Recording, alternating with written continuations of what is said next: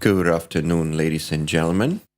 A very warm welcome to Omin Kulis Duya Kunli Grand Finals, presented to you by True Sports.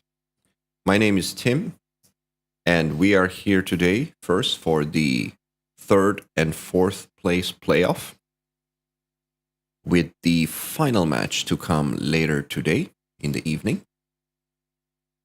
Now, this is a tournament that attracted over 600 youngsters competing for the top prize of 300,000 RMB. And we are now down to the last two players. Well, last four players, because we are playing the third and fourth place playoff right now. And we are going to start in a couple of minutes. So let's tune in. I'll take this poster off. And we will get going. Now, the format of play is 9-ball, a points format. So we have 10 points for a break and run, 7 points for a complete run, 4 points for a 9-ball win, including combinations, and 1 point for a foul.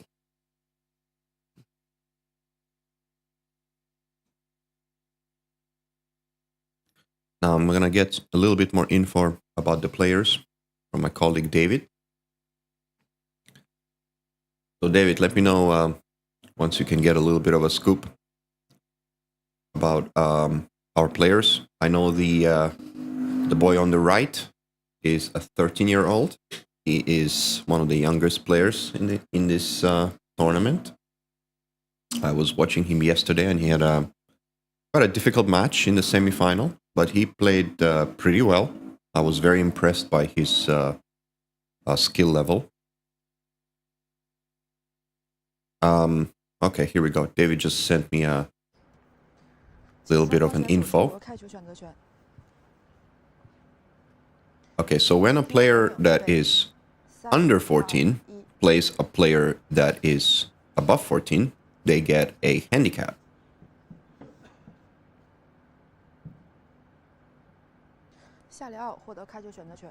Okay, so when a player has a chance to score more points, like a break and run, they will need to continue shooting the 9.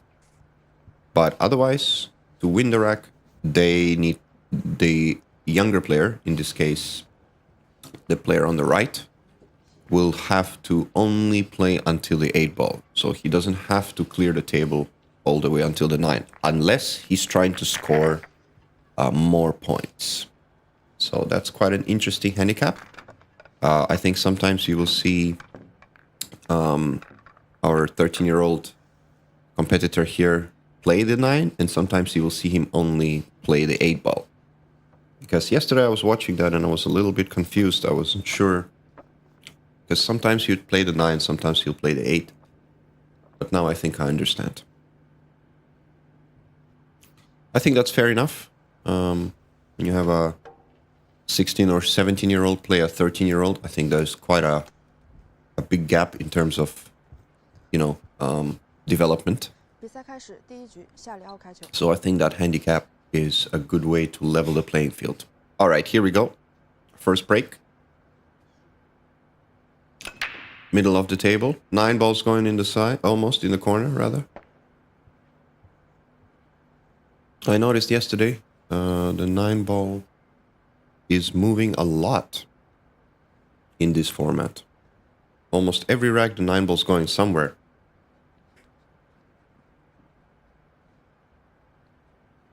The only thing is where. We have no idea. Most likely tracking to the right side of the table. Okay, here we go. We got a opening shot here. Pretty tough cut into the side pocket. Negotiated very well. I haven't seen this boy play. So I'm very curious how he performs.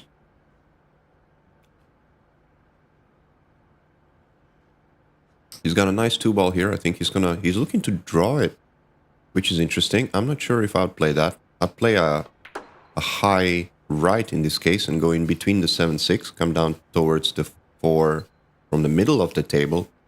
He decided, okay, to take a straight shot, which I guess is not a bad play, but makes the angle on the 5 a little bit trickier. But I think he's okay. That's a good look at his delivery. He's a little bit firmer when he plays, I can see. Struck that ball pretty good. And from here, it looks like he most likely to clear up here.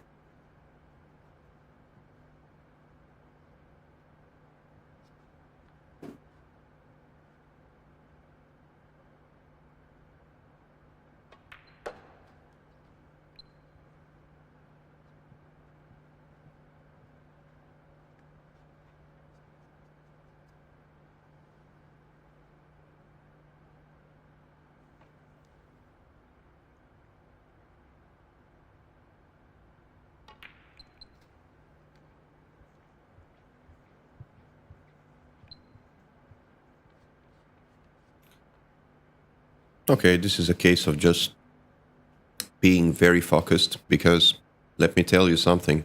These Duya tables, if you are not focused, if you take your eye off the ball just for a fraction of a second, you will miss the shot. You need to be focused all the way on every shot. 第一局下辽大金胜，谢谢。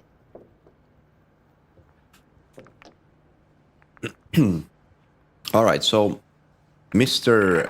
Xiao Liao is the gentleman that just made the 9 ball. Now, this was a beautiful 10-point run. And he is playing Shang Yishen.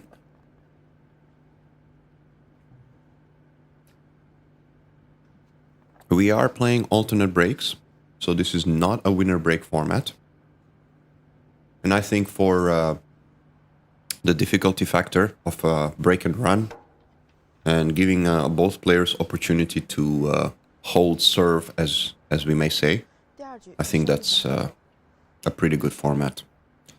All right, so Shang's gone to the middle break, and he's gonna smash them. Oh yeah. Got a lot of power for a 13-year-old. He didn't hit that very well, though. As you can see, the cue ball has a lot of rotations on it. You can see the side spin. I think he put a lot of accidental left spin on it. That happens a lot for right-handed players when they go through the cue, when they extended their follow-through. Because they are right-handers, the hand needs to clear the body. So that ends up putting left spin on the cue ball. Left-handers obviously would be the opposite. So I think that's what happened there. He's not... from yesterday, I think he's learned that doing the side break just didn't work for him. So he switched to the middle break. I think he's going to play safe here. Just kill the cue ball and, yeah, bank this down to the top rail. That was a good shot. We're going to see a jump shot. Surely.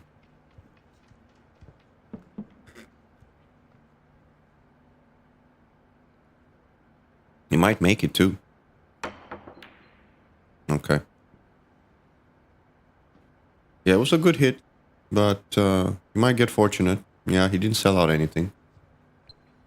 We might see another safe. This one is a little tougher because if he clips the 2, he wants to kind of go in between the 3-9, just kind of track down towards the 5 ball.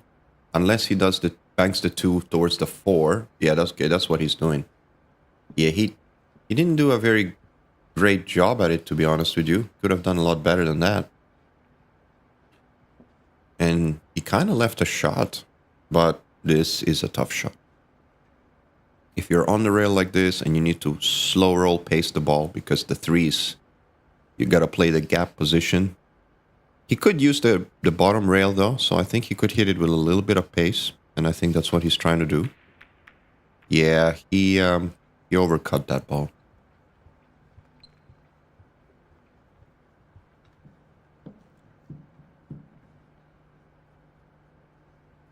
So Xiao Liao is 16 years old. So I would assume he's giving a one ball handicap. So in this instance, because it's not a complete table, the one ball is already in the pocket. In this instance, Shang just needs to run to the 8, as far as I understand it. He's trying a tough shot to the side pocket, and yeah, unfortunately, he missed.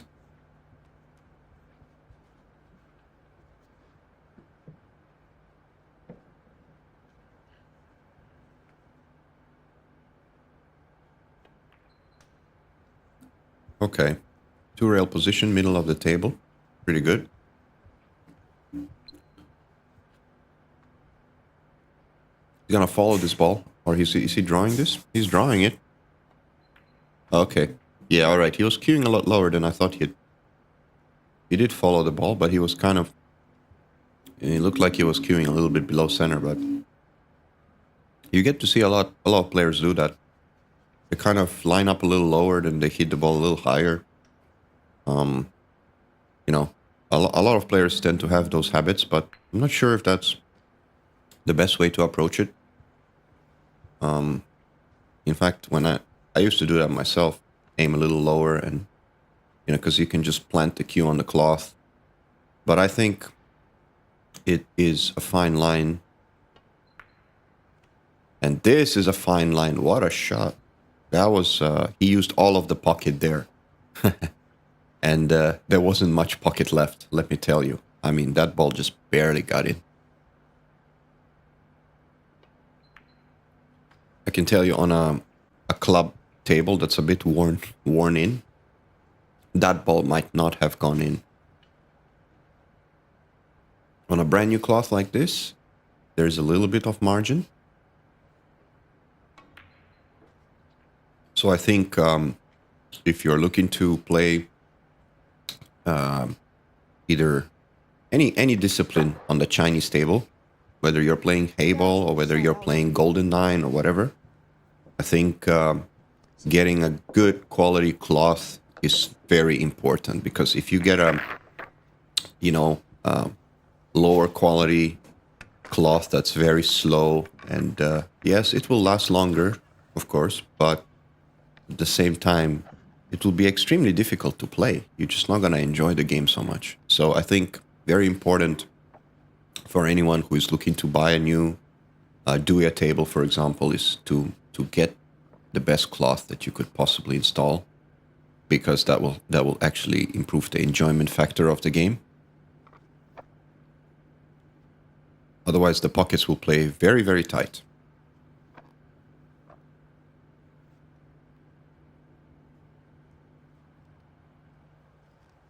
We are using the P800 cloth, I believe. And from what I can see, it's very fast. I think it's probably comparable to some of the other fast cloths on this format. Sorry, the S800. I don't know where I got the P from.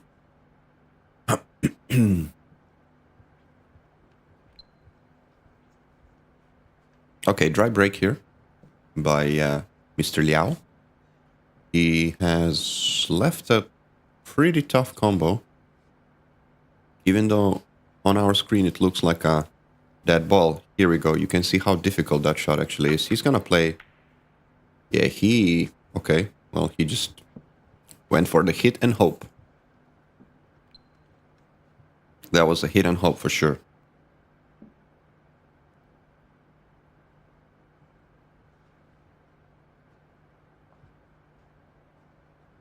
It didn't give up too much.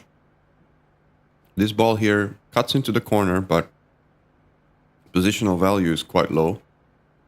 So he decided to just play a containing safety. The problem with this shot is if he can jack up a little bit, he's gonna put him back behind the 9, but he's not gonna... Yeah, he's just gonna do a slow roll behind the 9. That's even better. Good shot.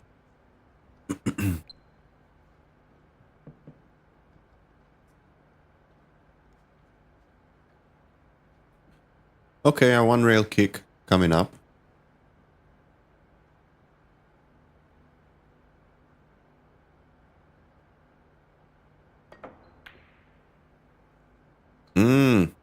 Okay, bit of fortune. A little bit of fortune right there. Wow, it hit the rail and it still went in. Interesting. Another tough shot here. It's a combo. He's going full blast. He might get lucky again. He might get lucky again off the 6. Uh-oh. Yeah, he almost did.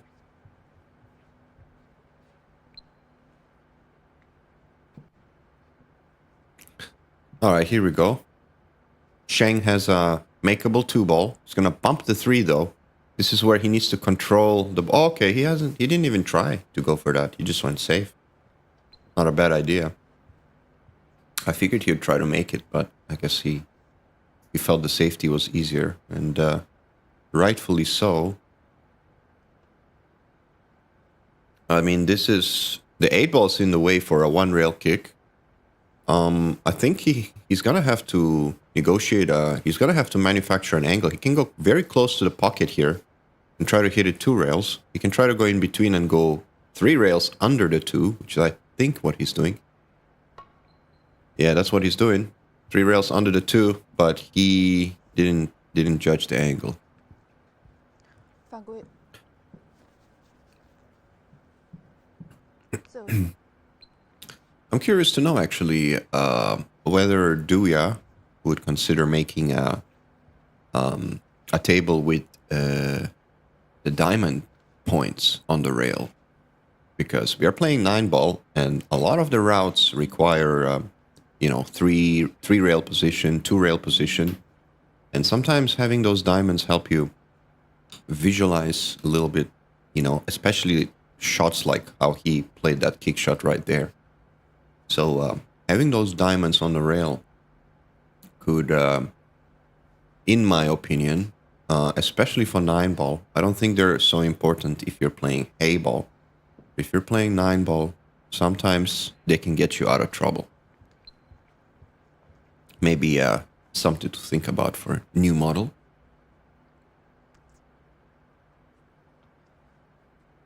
Okay, we have the 4-ball in the side, 5-ball in the side maybe. Oh, he's played safe again, but this time around he didn't get there. I'm not sure. I mean, I think Sheng is a little shell-shocked from his semi-final yesterday, and he's decided, oh, I'm gonna play very safe today, which I'm not sure if he's... Okay, here we go. This is a 2-way shot. Carry into the 9 and bank the 4. And he might... Yeah, he almost made the 9. It was a good effort. So yeah, coming back to what I see, I think Sheng's a little bit conservative today. He's got like a completely different outlook on the match today. Yesterday he was flying and everything. He was getting a little bit frustrated, but today he's trying to play very, very conservatively, and I think maybe too conservatively, because he just gave up an easy shot into the side pocket while trying to play safe.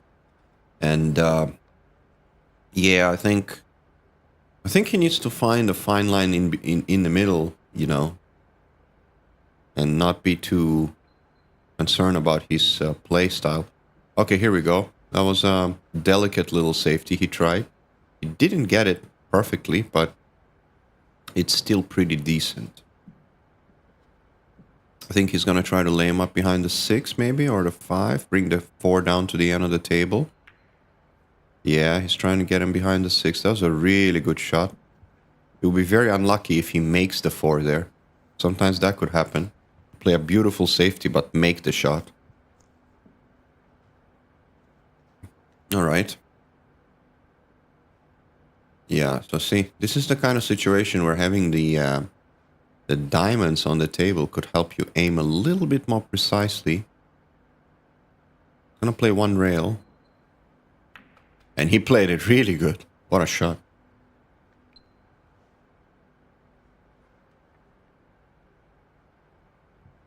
Yeah, you could see the bend on the cue ball slightly arcing with the topspin opening up about halfway on the table. This is a tough hit though. This is a tough shot. He didn't even try it. Yeah, and that was a terrible idea. I mean, if you're gonna go down swinging, you might as well try to make the ball. If you are playing a very tough safety and ends up selling out like this, I think you're better off trying to pot the ball. Oh, wow, wow, wow. Oh, he hit 2 knuckles on the way. He hit the side pocket knuckle and a corner pocket knuckle.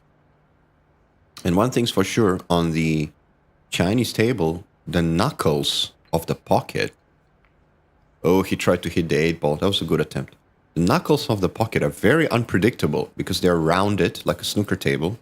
So you could have a wide variety of rebound angles when you hit the knuckle of the pocket. Yeah, you can see both players are not really going for the run out in this particular rack. They're basically laying the ball up and trying to play safe. The reason for that is that obviously the 7 was on the rail, so it was a very tough shot to start with. But the 8-ball too is in an incredibly difficult position. So neither of them think that they would be able to run out. So therefore, even if they make a ball or two, they're just going to play out safe. And here he's trying. He's better be careful. He might scratch here. He might scratch here. Where's he going? In the pocket. Oh boy, that was a big mistake. 自由球。 Yeah, his look, his disgusted look to the table said it all. He was like, how can I scratch on that? Okay, here we go. So I'm curious now here whether Sheng's going to try to bump the 8, which I think he should go the other way with his angle, but okay. Either he's bumping the 8 or playing for a bank shot. I think he's playing for... Yeah, he tried the bank, but... Sorry, he tried to bump them, but he ended up with a bank anyway. So, okay, it's not a bad shot, really. He can cross-side this bank. He needs a little bit of juice on this, a little bit of side spin. Yeah, he's looking at a safety. He's not even looking to play it. What's he doing? He's looking for a safety here. Yeah, I don't know about this. I really don't know. I mean, it's a very hard shot, but you could take a flyer at this. You're going to hit it firm. If you don't make it, chances are you're going to leave distance. If you do make it, you're going to land perfect on the 9. So he's definitely going for it. I mean, he's going to hit this with a bit of pace and a lot of draw. A little bit of left spin as well.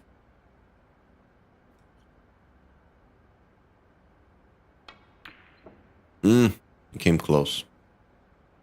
He came very close. Yeah, and I think he sold out. I think there's a shot into the side pocket.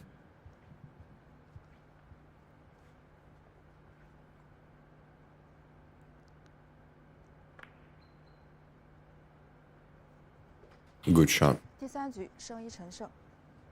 Yeah, you see, he didn't even play position on the 8. He had to just make the... Sorry, the 9. He just had to make the 8.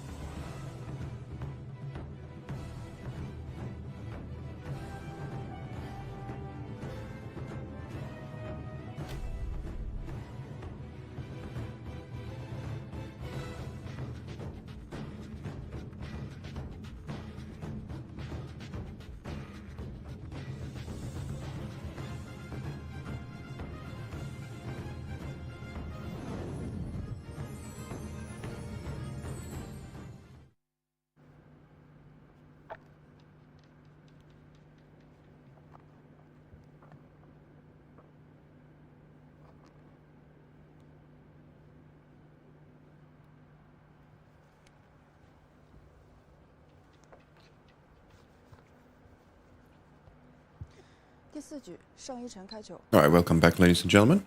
This is rack number 3. Sheng to break. And once again, we get to see his unorthodox position of the head. He's very, very close to the cue. His nose is almost touching the cue. So his eyes are looking down. And he rotates his neck in such a way that his nose is almost touching the cue. Okay, here we go. A safety, simple safety.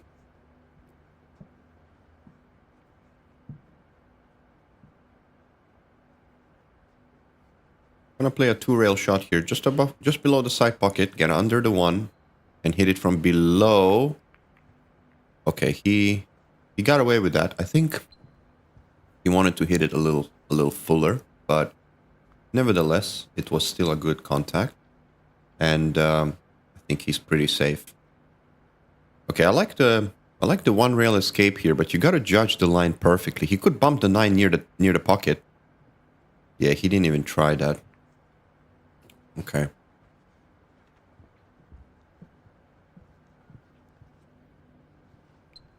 Okay, very important. The referee checked whether the 2-ball was frozen to the rail, because if it is, he could hit it directly and not hit a rail, and that would be a foul. So we are playing the need to hit a rail after contact rule, just like 9-ball.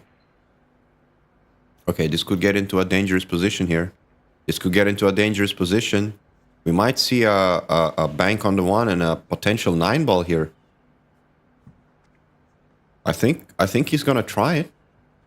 I think he's gonna go for it, because I think it's a free shot, really. If you bank the 1 towards the top right corner, you've got the 8 and 6 to hide behind if you overcut it, and the 9's gonna be tracking right towards his bottom left. So I think he's going for it. Yeah, you see that? Where he put his Q-tip? He's gonna try to bank the 1 there and spin the 9. He was close. Very close. But he managed to get the save, I think. And even if you give up the 1 in this shot, look where the 2 is. The 2 is completely stuck. So, yeah.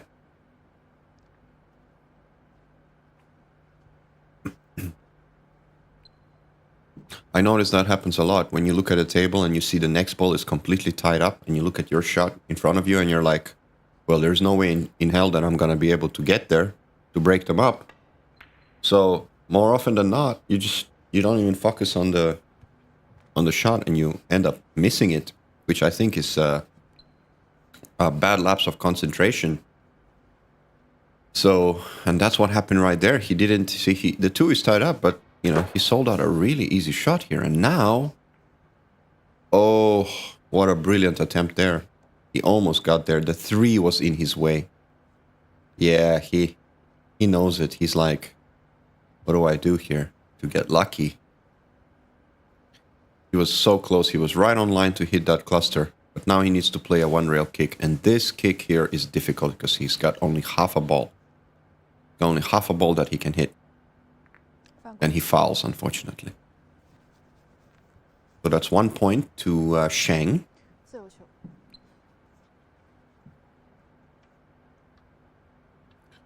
Now, Sheng cannot play a snooker here. He can't play the 9. He can't play a snooker. He has to play like a containing safety. So this is kind of the only thing that I feel that the format needs a little bit of revision, in my opinion. Because if you have a ball in hand and you don't have a shot, you can't play safe. You can't play safe fully, meaning that you can't snooker your opponent. You can only play like a half safety. So a lot of the times with ball in hand, they'll play just like a half safety, leaving the ball open but not potable or very difficult.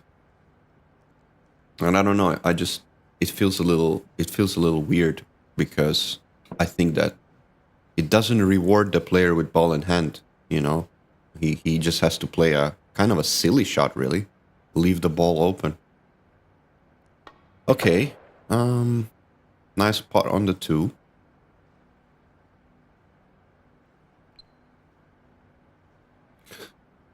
I see 2 problems here. Both the 5 and the 7 are both very difficult. The 7 especially.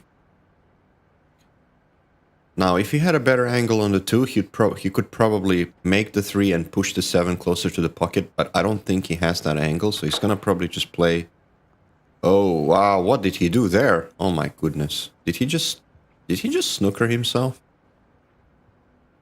I mean, he played the little side pocket reversal shot.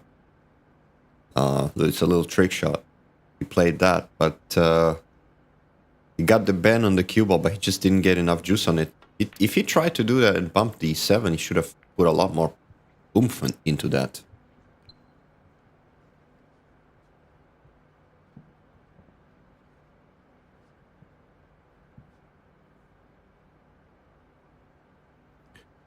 All right, so what do you do here?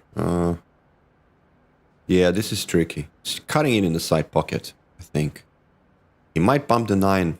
Yeah, he's not even sure what he's doing. This is the longest I've seen Shang take on on an open shot.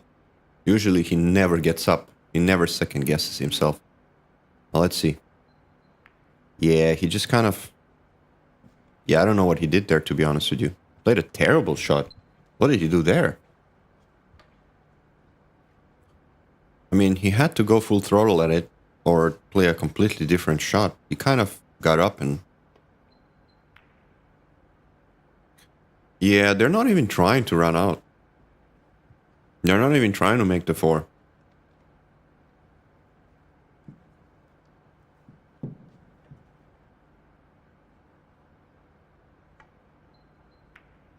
Yeah, you see that? They're just trying to get... They're trying to get a 1-pointers. They're trying to wait for somebody to foul. You know, play a save, play good saves until someone fouls and gives up a 1-pointer so that the other guy can have ball in hand and try to break up the problem balls here. But the thing about this is that I don't really see that happening that easily. Now the 4 here is close to the 9, but he doesn't have an angle to play the 9.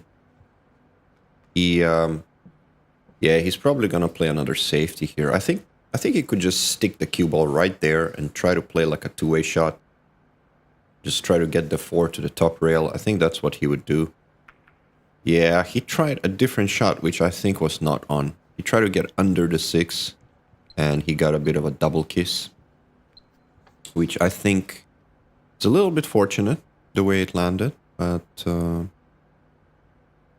still pretty safe. Yeah, ladies and gentlemen, we might have a long rack here. These boys are all of a sudden in a very conservative spirit today.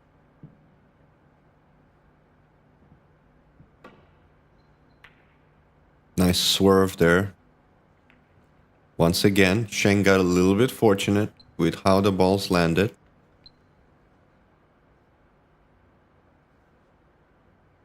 He's gonna bank the 4 and maybe kill the cue ball under the 5-6. Oh, he's banking the 4 towards the 5-6. Okay. Yeah, this is not a great shot, honestly speaking. Now, I'm looking forward to seeing him maybe try a very thin cut carom on the 9 and play safe at the same time. Let's see. No, he's just gone for the full throttle save. Now, I don't know why he wouldn't try the 9 on that shot, because either way, I don't see a path to a clean run out here. The 7 is tough, the 5 is tough. So it's kind of, you know, if you have a line to the 9, I'd be going for it. This could be something. He's gonna bump the 6. Yeah. Okay. So we've gone from a long area positional safety play where they both were trying to play for distance.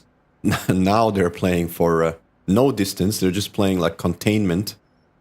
And even that shot right there was just pure containment, because it looks like it's makeable in the corner. But believe me, this shot into the corner is an extremely difficult shot. If you do this kind of safety on a 9-ball table, you are toast. You're gonna give up an easy shot. But on this table, it's not gonna be that easy. Okay, once again, Sheng got very fortunate with a bump on the cue ball. So I feel like his safety game needs a little bit of work. I think he's misjudging the line sometimes, where he tends to bump into balls, but so far he's been quite fortunate with the results that he's had. And finally, we have someone who took an offensive shot. Unfortunately, he ended up snookering himself.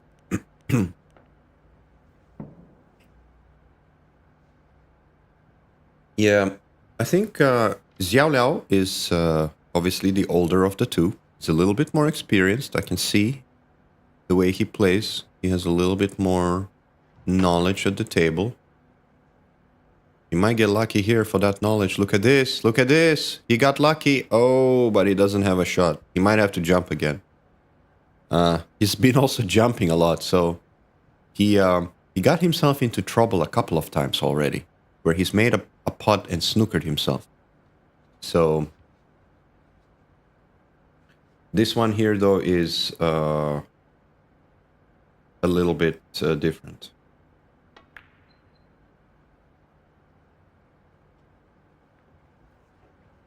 A good save there.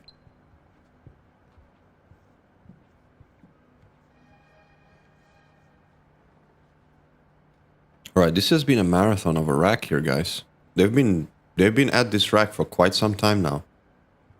And let me guess, it's gonna land safe. Yes, it does. Oh man.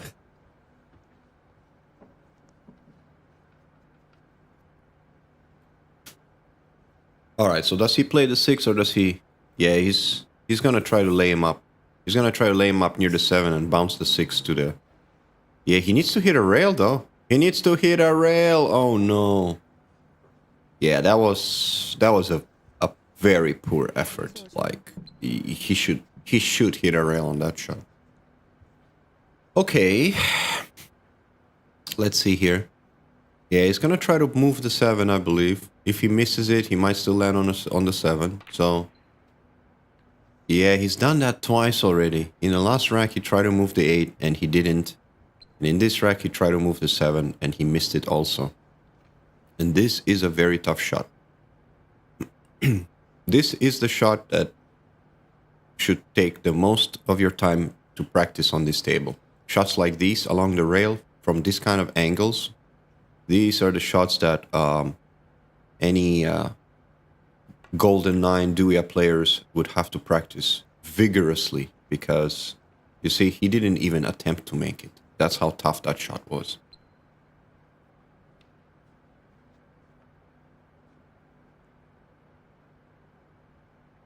Yeah, he doesn't really have a pot here.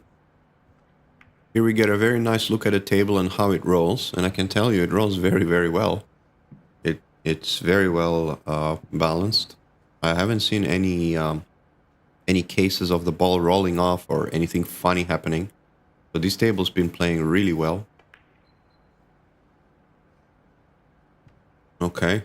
He's put the 7 ball at the Duya logo. Okay. I mean, these guys are really conservative today. Is it just me, or maybe yesterday we saw a very aggressive kind of play? Can he bang this into the side pocket? Oh, here we go. And this is the moment Shank's been waiting for. He's been playing all kinds of saves. And now finally, he's got an easy shot on this 7. Oh boy. Yeah, he tried to check that cue ball. So he put a bit of inside on that. He tried to check and come out above the 8 to the side pocket. That's what he tried. But he checked it so much that the cue ball spun all the way and came out below the 8 ball. So yeah, he's got a tough shot here, and he did not negotiate. So I feel like Shank's been a little bit loose with his cue ball, and he's not been holding his cue ball very well whenever he got an open shot. He's kind of let it go a little bit. He's made a couple of blunders, positional blunders. And I think this one here is going to cost him the rack rather. Because this shot is very well makeable. Here we go. Good shot.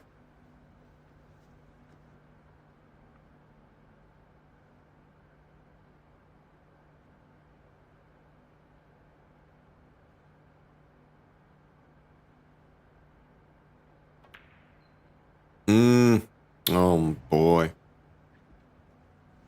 Yeah, okay.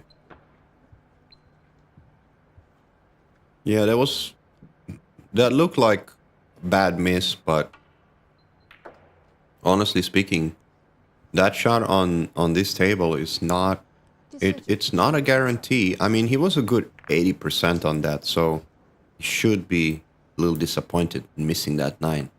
But he didn't hit it so bad. He hit it pretty decent. It's just that he got his aiming points a little bit off.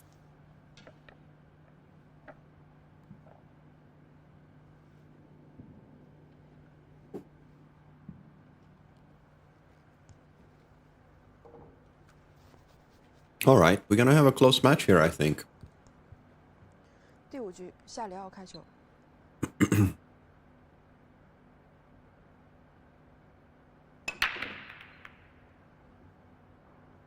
A nice strike. He's gonna get the 5 in the corner. Here we go. The 4-railer. The 4-railer went in. Wow, he got kicked off another ball. That 5 is like the Flash. If you watch the 5 in that break, you'll see how quick it went. And he got a couple of nudges along the way. Went straight into the corner, 4 rails off another ball. Unfortunately, he doesn't really have a shot here. I think he's going to try to stick him up behind the 2. I think that's the easiest safety here. Just a little bit of low right. Bank the one down where he's standing right now and get the cue ball. Okay, he's played the softer option, which is not a bad idea. Okay. He could have played a little firmer and used a little bit more of the corner, but he decided it was a little bit too much of a stretch, I think. He wasn't able to reach it comfortably. Nice one-rail escape there by Shang, but he sold out a makeable ball here. He's going to go for it. The only tough part about this shot here is you have to judge a very accurate stun line. He needs to go in between the 4 and 9 and come out 2 rails just under the 7 for the 2 ball in the opposite corner. So this takes a very nice firm hit. And he's done it very well. He went a little bit lower than I thought he would, but that is perfect. I thought he would be going closer to the middle of the table and coming above the 3, but this is really good. He's got a nice shot here. Pretty much drop it in, play for the 3 in the side pocket. We are playing all ball fouls, as you can see. He's very careful not to foul the ball. Foul the 4 with his shirt.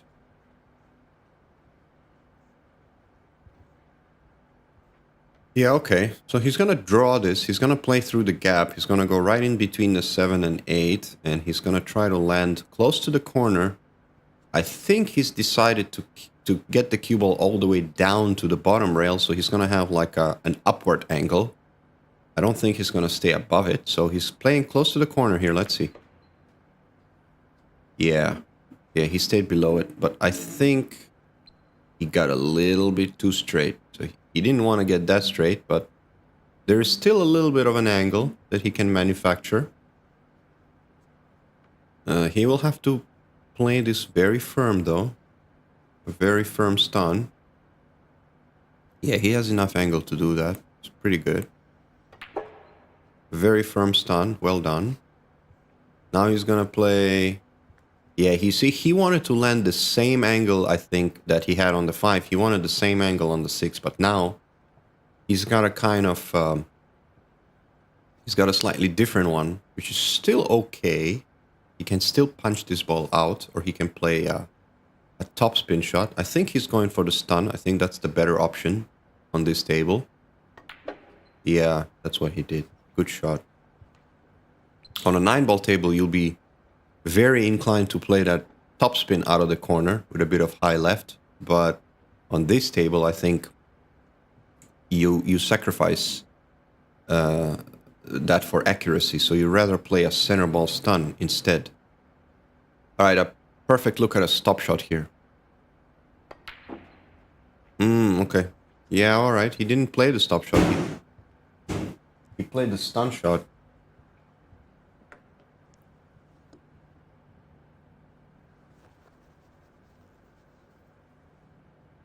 I thought he would play a more softer stroke.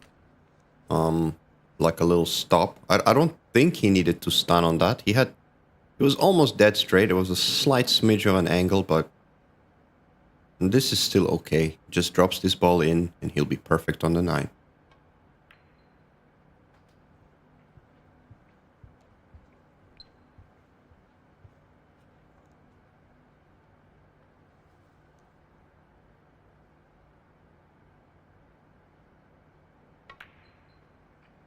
Nicely done. Okay. 第5局下辽小金胜，谢谢。 Xiao Liao leads. It's a close match, though.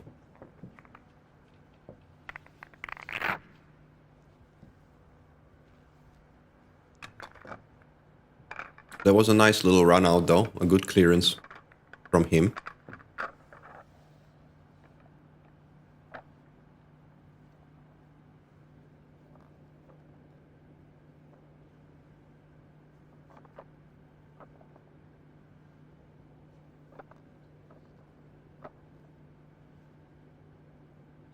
Okay, so we have 5 racks played. I'm trying to understand. I know these points, as you can see, for all of our English-speaking audience.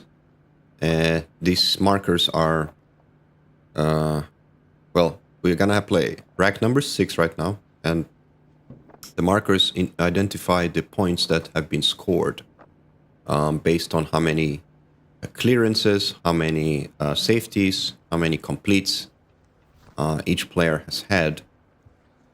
Unfortunately, I can't read 第6局胜一场球， in Mandarin, so we're gonna just have to guess. Perhaps for the next one, we can have our China side to translate it for us, so it's a little bit easier to understand the format. Wow, he put a lot of juice into that break. I mean, for a 13-year-old, I think he breaks harder than me. I think.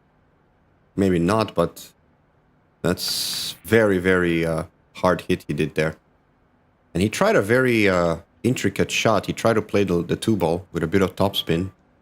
It wasn't far off. It was, yeah, it was close. It was close. He almost played a really good stroke here. Unfortunately, however, he sold out another opportunity. And this one looks like a drag shot with a bit of right spin. This is a... Yeah, see, that wasn't as easy as it looked. That wasn't as easy as it looked. In fact, I think he played it a bit too firm. He needed a little bit of a softer drag shot. Wow, they seem to be hitting the same point on the cushion every time. Missing that 2-ball. Just shows you guys how tough this table is and how sharp you need to be to make balls, even balls right near the pocket.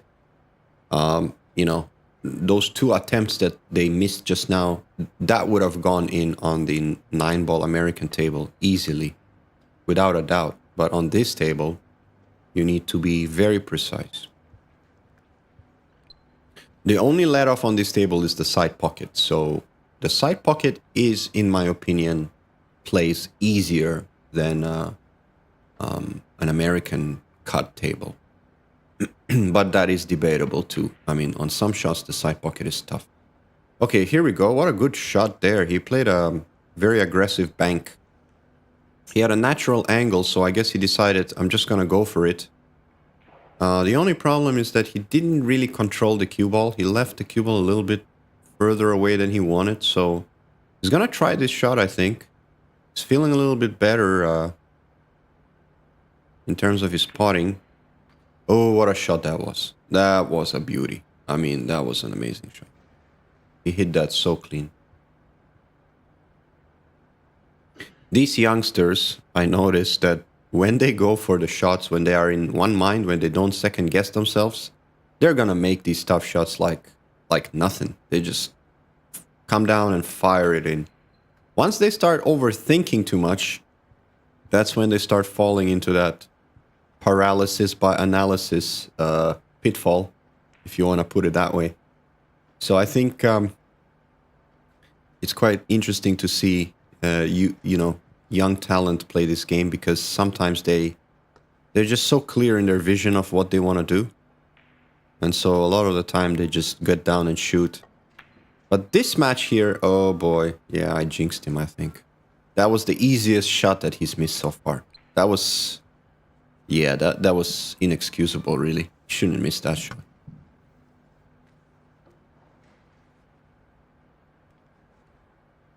He made a couple of really tough ones, and he missed a layup. But that just tells you how tough this table is, even when the ball is right in front of the pocket. I mean, you can miss anything on this table. He's got half a pocket here as well. The 9's kind of blocking just a little bit, but yeah, he made a good shot there. It looks like it's going to be another 4 points for the youngster. And Sheng's definitely gonna make short work of these 3 balls. He just needs to play the 8 anyway.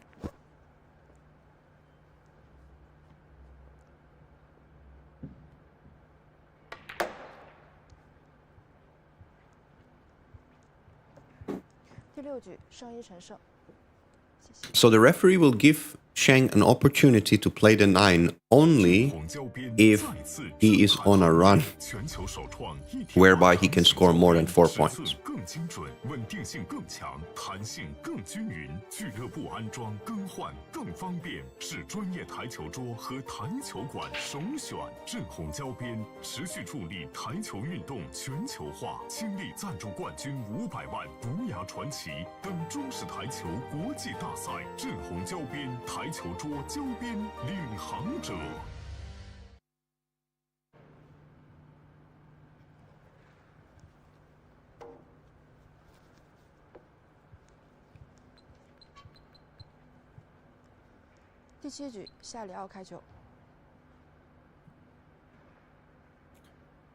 All right, welcome back.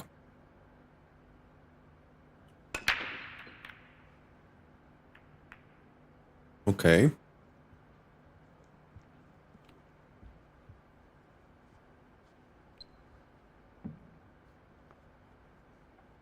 I think this is rack 8 or 9. And this feed is presented to you by True Sports. True Billiard Sports.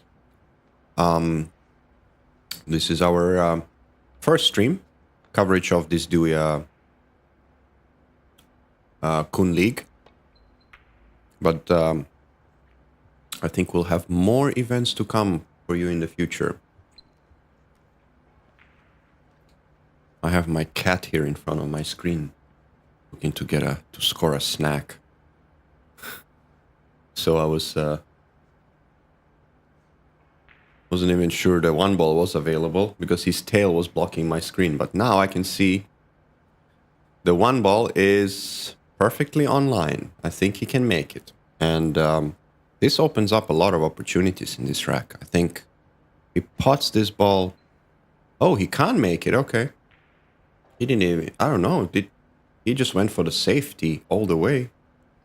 Okay. I mean, he made a good shot as well. He has a chance to score 1 point if his opponent blinks.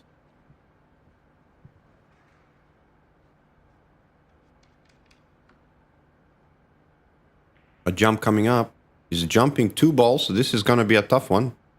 He needs to really work that.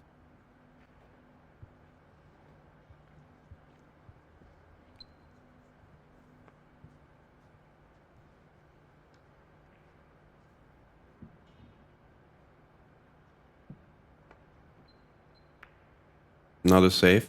And this one is a poor one. Very poor one.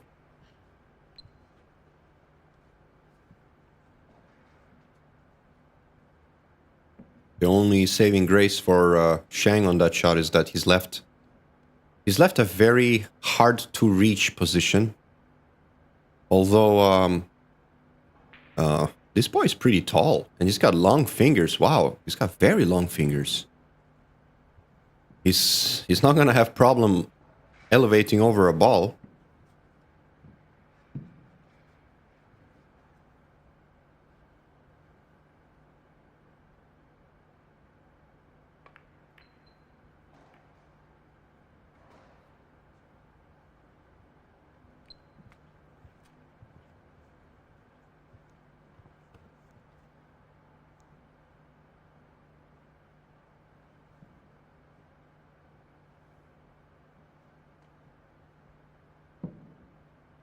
Okay, the one ball is stuck in a pocket.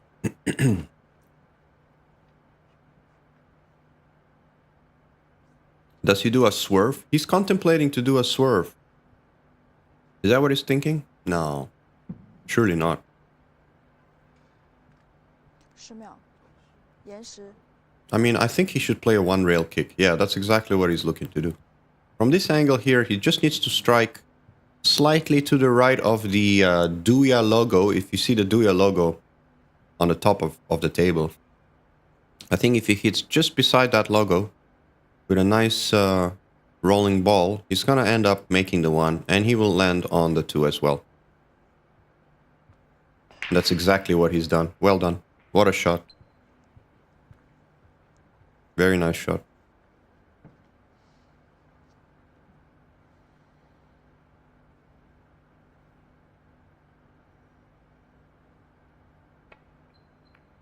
A little drag with a touch of check side, I think, on that.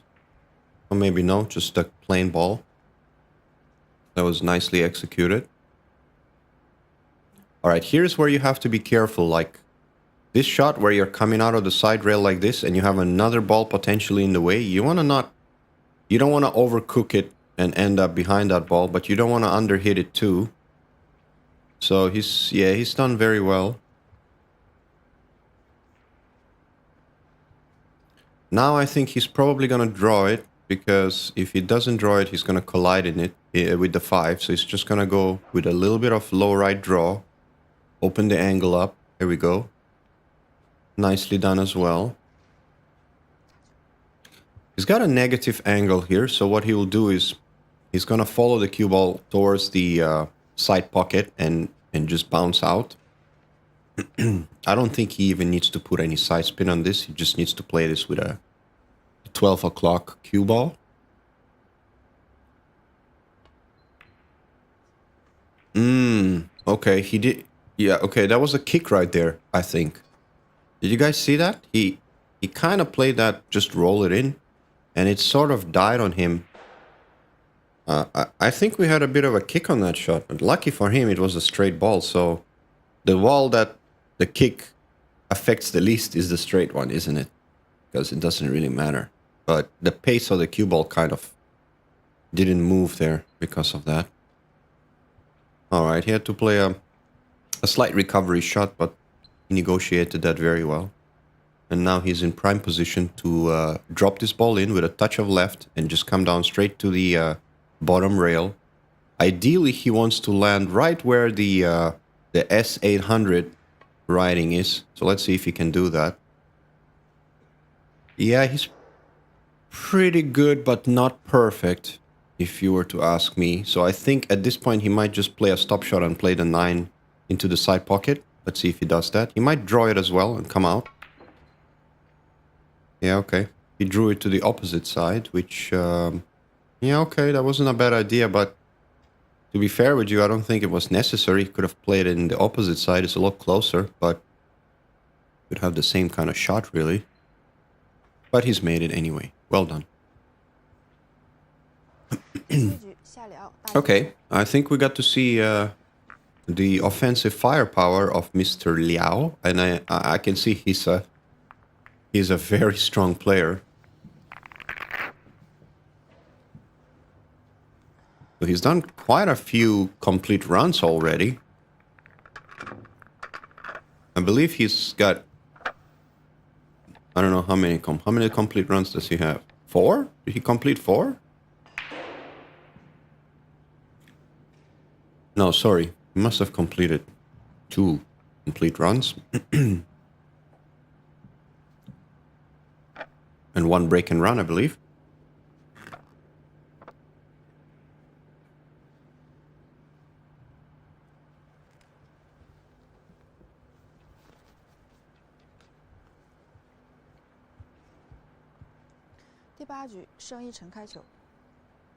Okay, here we go.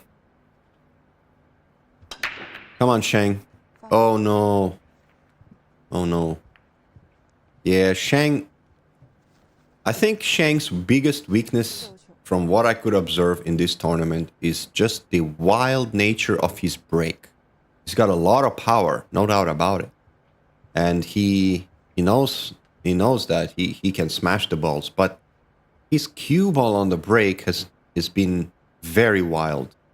Very wild. So he's done quite a few bad breaks in his semifinal yesterday. And I think he's continuing that trend where the break's letting him down the most. His play has been pretty good overall. It's just that he's a little bit not controlled on the break. He doesn't have to just throw everything at it, I think. He needs to taper down a little bit on his power and just focus on where the cue ball is going to be. Because if he keeps doing this, he's going to keep selling out complete runs. Because this is another run that he can make. He's going to make this run, I think. I mean, look, he's got the 1. He's got the 2. He's got the 3. The 4. 5, 6, 7, 8. The only problem is the 9. And it's not even that much of a problem. So I think he looks like a huge favorite to do another 7 points. So Shang's kind of giving away points to his opponent a little bit too easily. A little bit too casual with how he was breaking.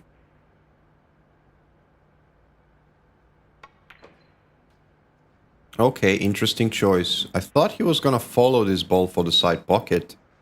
Instead, he decided to draw it for the corner. And unfortunately for him, he's overcooked it by a couple of inches. It would have been perfect if it was straight, but now I think he needs to draw it. He might flick off the 5. Funny things can happen here. It's also not that easy of a shot, but he should be able to handle it. Yeah, okay. He bumped the 5 and held the cue ball. That was a good shot. But once again, because of that mistake on the 2 ball, he's got a work to do here. He's going to go out of that corner. Now, I think he's going to probably play a bit of inside spin. Get out of that corner. Yeah, there we go. He killed the cue ball out of the corner. That was very beautifully hit shot. Had a bit of inside on that to try and kill it for the side pocket. He's overcooked it just a touch, but still has a good line here.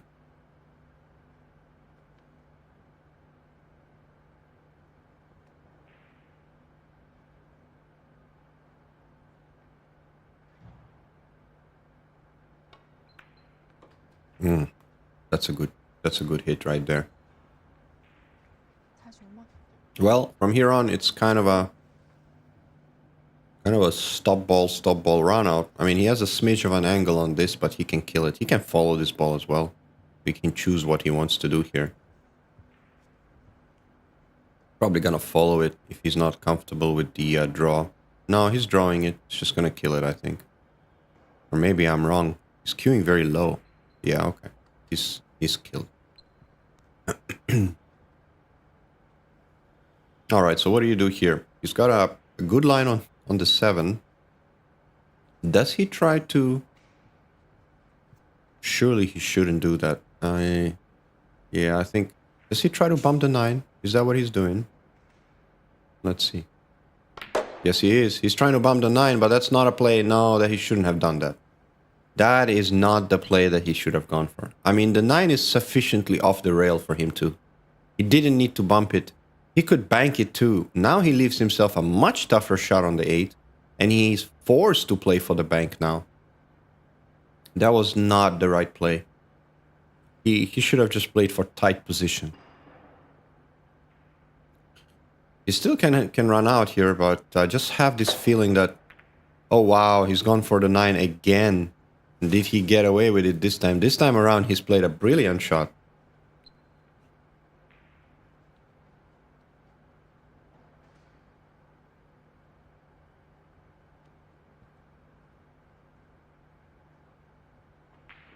Okay, does he cut this in the side or play it in the corner? I like playing this in the corner, but I think he's looking at the side pocket. Which could go wrong because the line of aim is a little bit... You can't see the pocket, you see. So this could go wrong. Oh boy, I knew this was gonna happen. Yeah, he should have played it in the corner. Okay. Yeah, Mr. Liao made a couple of blunders in that run out. And Chang will say, thank you very much. I take 4 points. 谢谢。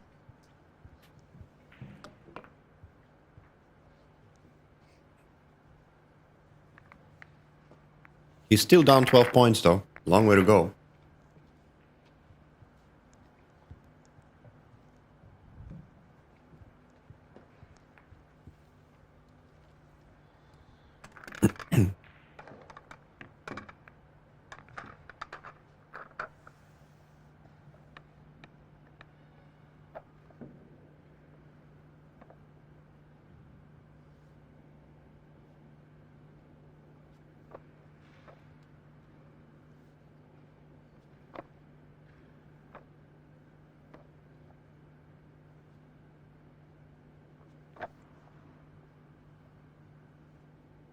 We are racking with the standard triangle rack. We're not using a template. So the referee has to do a really good job trying to rack. It's not easy to always freeze all the balls together when you're using a traditional rack. So a lot of the time you will see some movement on the 9 and other balls, which means that the rack was not entirely frozen. As you could see there, the 9 kind of moved a little bit. And I think that was not his best break, let's just put it that way. In fact, I think Xiao here needs to put more oomph into his break. He's breaking too softly. He's breaking too controlled, I think. This is a tricky shot to the side pocket, but he's got good positional line to get on the 2. Yeah, that was a natural 3-railer. All right, here's where we get to see this kid play a little bit. I think this is where he needs to just do his thing. Just do his thing. Yeah, he delivers the cue really well. He really gets down on the ball, as low as I've seen anyone get down. He's got his nose touching the cue almost. His eye is like under the cue ball. I mean, it's a little bit unorthodox, but he's definitely very sharp. He likes to play with a little bit of spin. He likes to move the cue ball. I noticed that much. His favorite shot is the low outside. That is for certain, which is probably what he's gonna... No, he's gonna play a little check side shot here. He's just gonna check it. Just a touch. Yeah, he likes to spin the cue ball.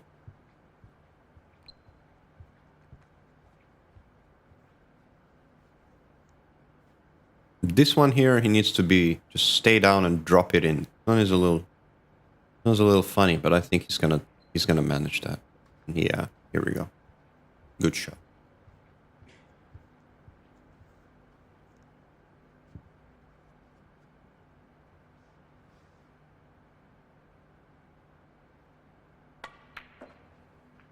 Nicely done. Pulls the cue ball back, perfect for the 7.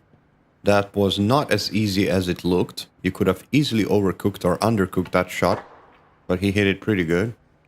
He left himself an angle here. You're gonna see him play a couple of 3-railers, I think, or rather, maybe. Oh no, he's gone for the conservative route. That's good. Now, by the way, guys, the prize money for this tournament for the champion is 300,000 RMB. 大金胜， Okay, 谢谢。 and also a lot of ranking points. So this, you know, this league has point system. This is the table we are playing on. This is the Duya table. 梦想千篇一律，厌倦了老式木质球桌，你的球房该为年轻人升级了。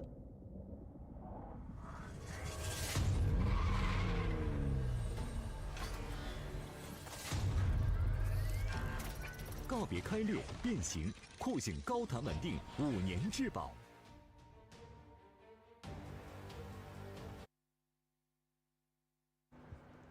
第10局，盛一晨开球。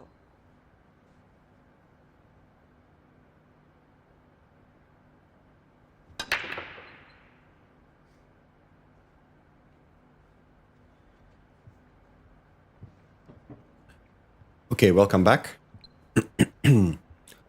I was just about to mention the breakdown of the prize money, and I'm looking at it here.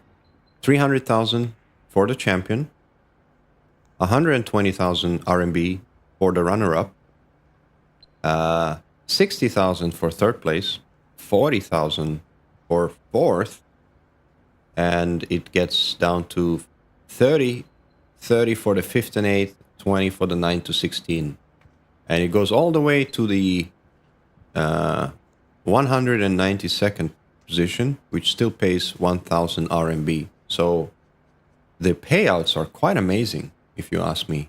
They're not, of course, the champion that gets the lion's share of the prize pool, but I think they're quite well balanced. Quite a hefty payout all the way to the last 16 position, which is good to see. Ooh, this is also good to see. What a shot. Well done. Playing the combo next. He's going to try to make the 6. The key to this shot here is what happens to the cue ball and the 2 after he makes it. He's rolling it with topspin, so he's playing for the side pocket position. Oh no, and he missed the ball. Yeah. It was not a guarantee, that combo. Wasn't that easy.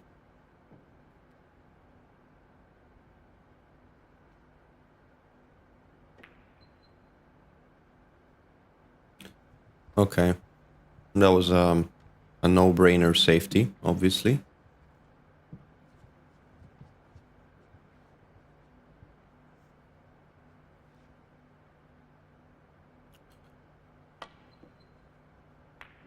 That's a very, very well executed kick shot. Well done.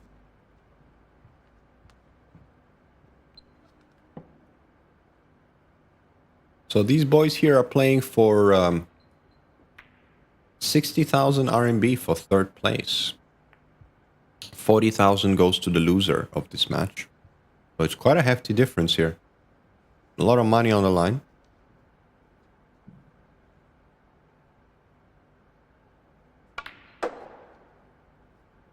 Nicely done. Good shot. A little bit too much, but he can still make the 4.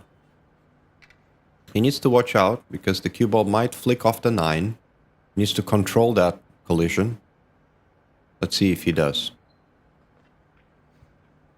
Okay. Yeah, he's done very well.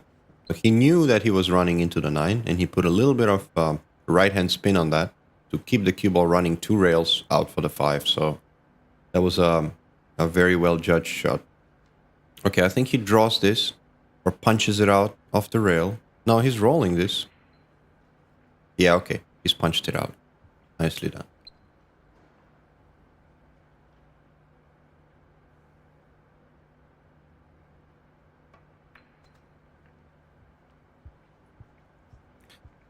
He plays with a one-piece payball cue, I think. I would assume it's quite a small tip diameter, like a 11 millimeter tip. This is what it looks like to me. Oh, wow. And he missed. Oh boy. You see, he didn't.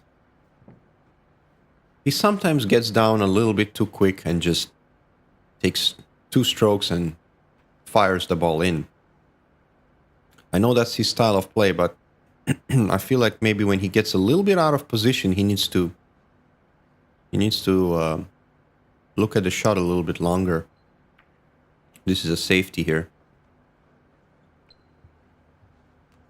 Yeah, I don't know about that. I mean, yeah, that wasn't an easy pot, and I think playing safe is not a bad idea. But the problem is right now he's gonna get a much worse safety going his way now, because I think he can thin this ball right under, land it on the bottom rail, and then use the 9 as a blocker. Yeah, that's what he did.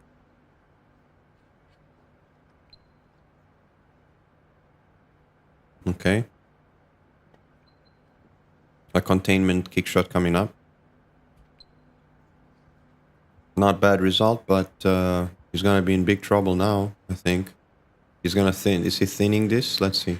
Yeah, is he thinning it the other way? Yeah, that's probably a better shot. But don't overcook it, though. Don't overcook it. Oh, boy. Yeah, that was See, he he didn't have to go that far.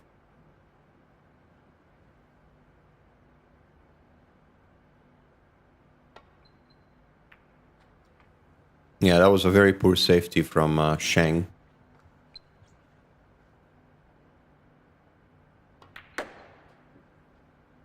He's been coming back. He almost got to a level score here, but with that mistake, he's gonna give up 4 points. 第10局下廖胜，官方暂停5分钟，5分钟未到，判负1局。We're gonna take a short player break, I think. So we'll be back in a brief moment. 独牙老式台球桌终结者。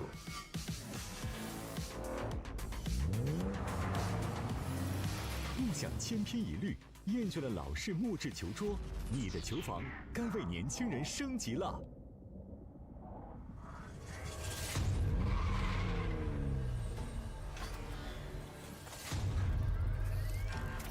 告别开裂变形，酷醒高弹稳定5年质保。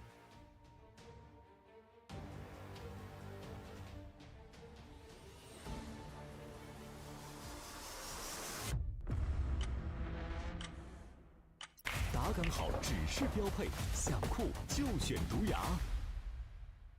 独牙老式台球桌终结者。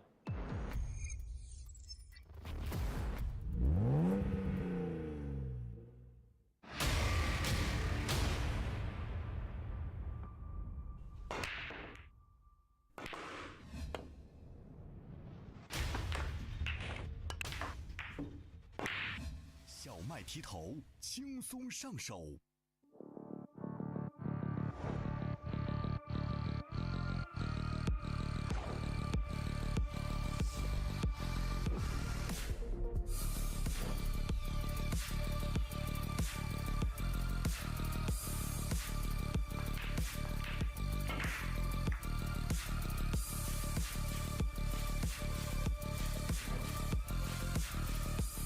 翘课我选布洛克。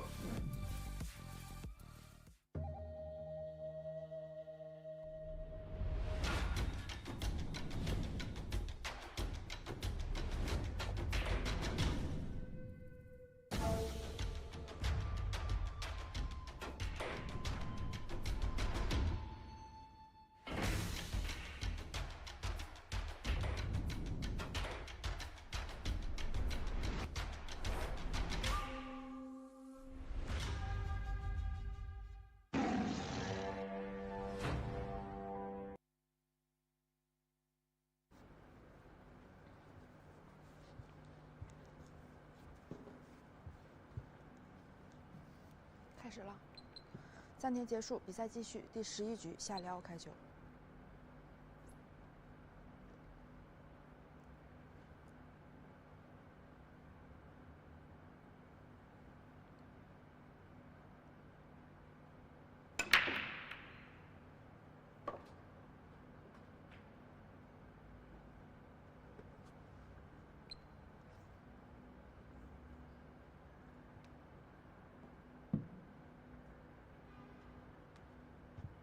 That was a thunderous break by Xiao. He didn't land on a good shot on the one, but I think he still can clip it. So he's gonna try to clip it and use the 2 as a blocker. That was not an easy line to play. You need to hit it very precisely, and he didn't get the snooker, but I think it's reasonably okay. However, Shang here can put him in a bit of trouble now. Yeah, once again, you see, Shang's kind of played a very loose safety shot because he's kind of left him a lot easier than he could have been. And he might get away with a lucky shot here. He made it.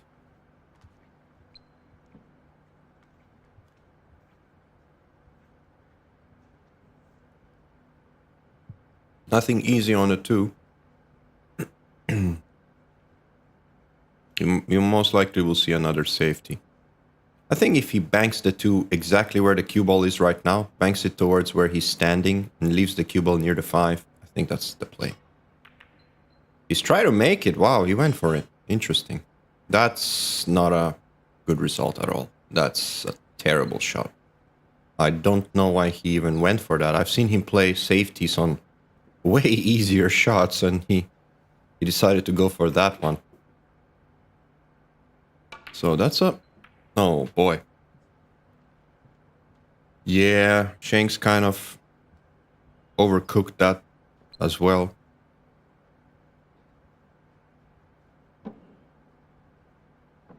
He's missed a few very makeable balls where he kind of overhit the stroke a little bit.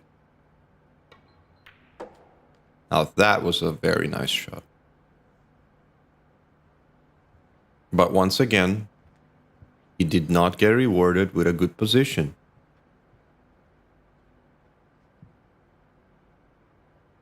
He's gonna probably play safe again. Got a couple of options here. He might thin the 3. No, he might play the combo too. Well, let's see. Yeah, it looks like he is. Looks like he is. What a shot. Yeah, that was a lot straighter than it looked. I think he landed perfectly on that. For the combo. Okay.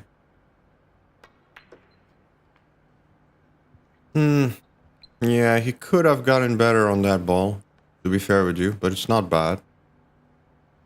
If he kills this with a bit of low left, he's gonna land pretty good on the 8 in the side pocket. You can see he's putting quite a bit of low on this. He might not even need left, he might just need a 6 o'clock cue ball. Yeah.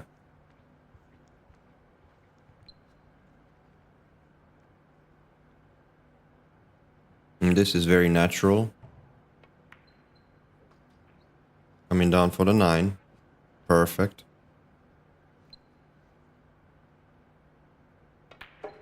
Yeah, I noticed he likes to use a very long bridge when he's close to the rail. 第11局， Maybe a little bit too long sometimes.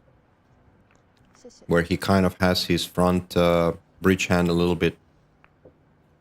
I don't know how to put it. He kind of shortens the hand a little bit to the rail. So there's a bit of an angle of his hand. And I think on certain shots, his bridge might be just a touch too long. At least to my liking. I don't know. It seems to work for him, though.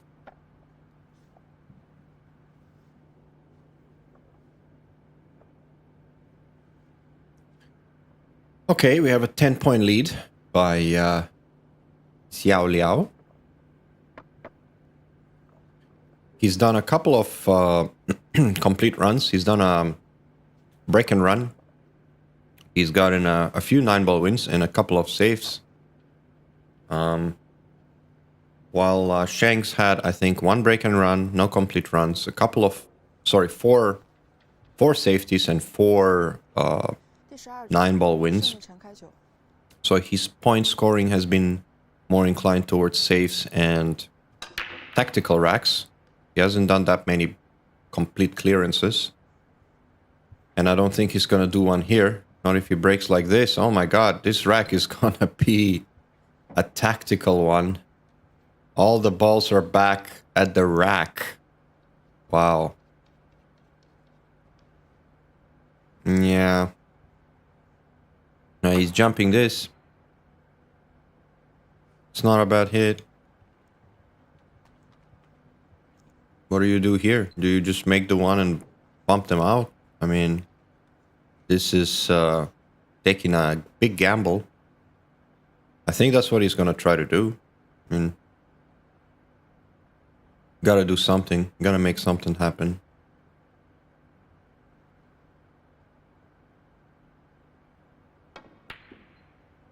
Yeah, I'm not sure what he tried to do there, to be honest with you. He didn't have to elevate that much.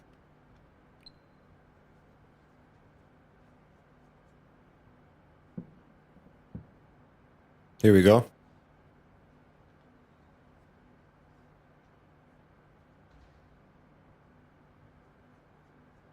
Now, does he drift this into the 2? Can he pull the cue ball back and hit the 2? Or does he go into the 8? Let's see. I think he's trying to hit the 2 here. Oh, what was that? Did he just miscue on that? What was that? Not sure what that was. I think he miscued. Okay.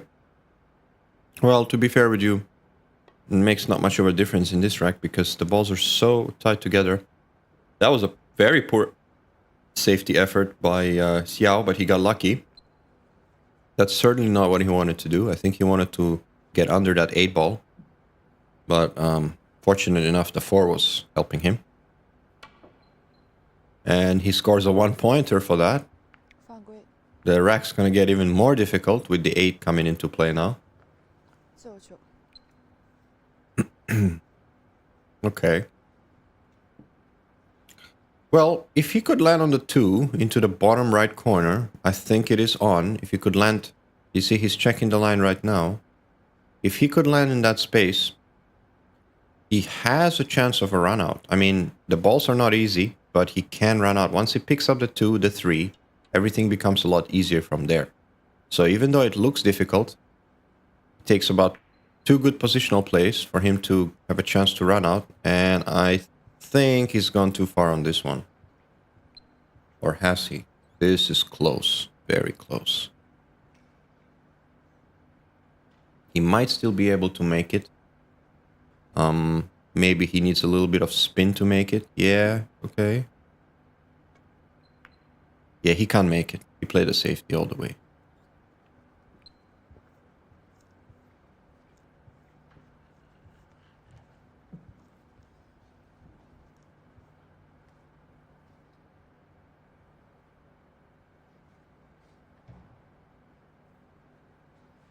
Okay, very tricky hit here. Is he going right in between? Oh, he's going under.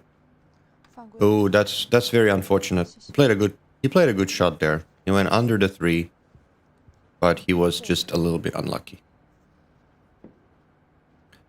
All right, so the rules here are such that, for example, right now, a lot of players might be thinking, well, why doesn't he play the 2-9 to the top right corner? He's got ball in hand, try the 2-9. The rack is very difficult. He can't do that. So the rules dictate that if you have ball in hand, you can't play the combination on the 9. You can't do an early win from ball in hand. So therefore, he needs to try to run out. There's no other way about it. And I'm not so sure why he did that. He kind of placed it a little bit. Yeah, he needed just a little straighter shot here. I don't know why he decided to bump. Well, he bumped the 5, but he didn't really do it in the way that he wanted. He's going to play safe. Just a stop ball. Yeah. Okay. It's not a bad play. He scored a couple of points on the saves already. This one here, I expect him to hit. Unless he goes underneath it. Underneath it! Oh boy. 对， Yeah. Shang's just sometimes a little bit... a little bit wild, and when he gets a... 自由球， It's as if, like, when he has a shot he doesn't like, he just takes a big flyer at it sometimes. He hit that really hard, and it's very hard to judge the line when you smashed it so hard. He didn't have to do that. He could have played a more controlled kick.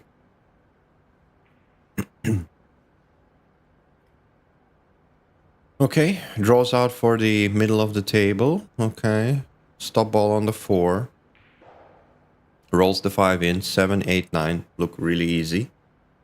So this is quite a big error from Shang. Lets his opponent come to the table with a nice makeable layout.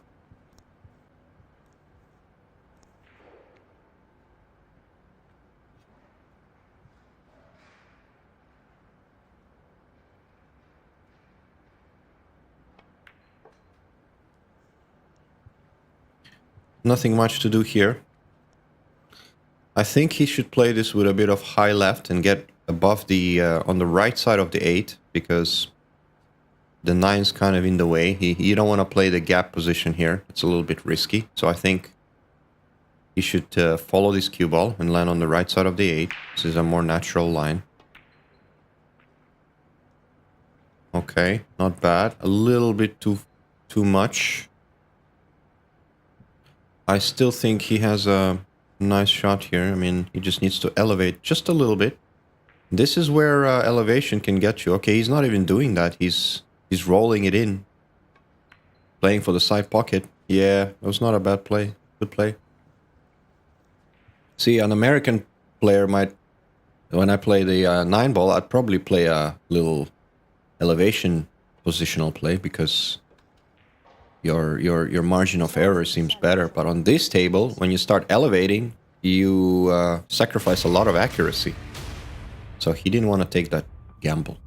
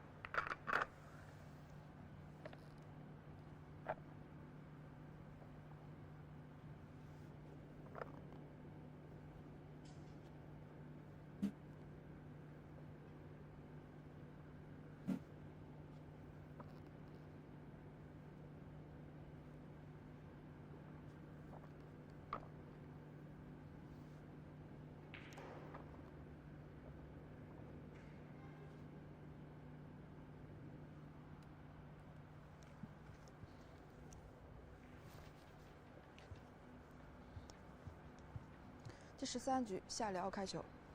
All right, here we go. Xiao to break.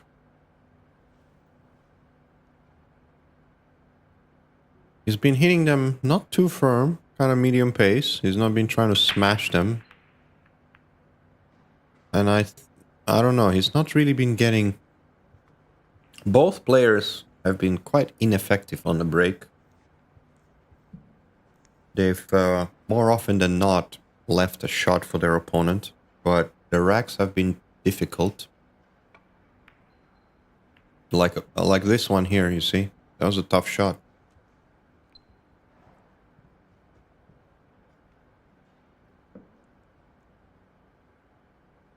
Okay, he's placed his hand where he wants the cue ball to go. This is a very difficult positional line. This could go wrong. He could overcook it and land behind the 8, or he could scratch in the side pocket. He needs to watch out to get the line just perfect. And I think he's done the first part. The first thing that I said, he's gone behind the 8. Yeah. Yeah, that was a difficult line. Very difficult line to play.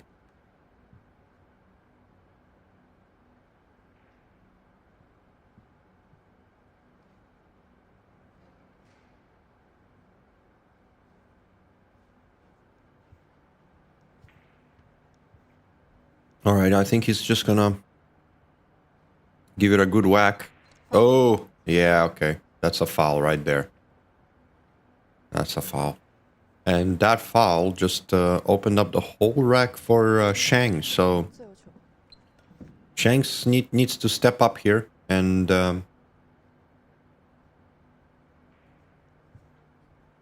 clean this table up.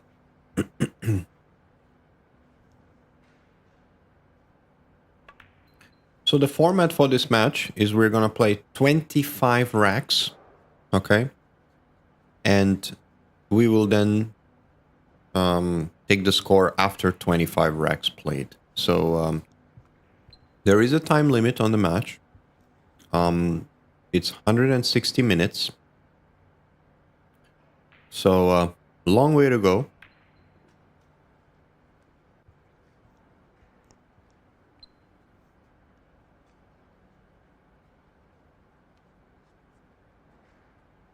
We are only about halfway in this match. We played 13 racks, I believe.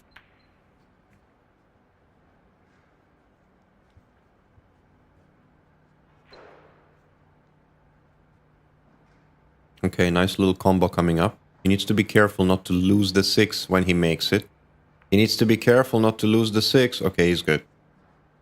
Yeah, he hit that a little bit thinner than he wanted, but he ended up perfect anyway.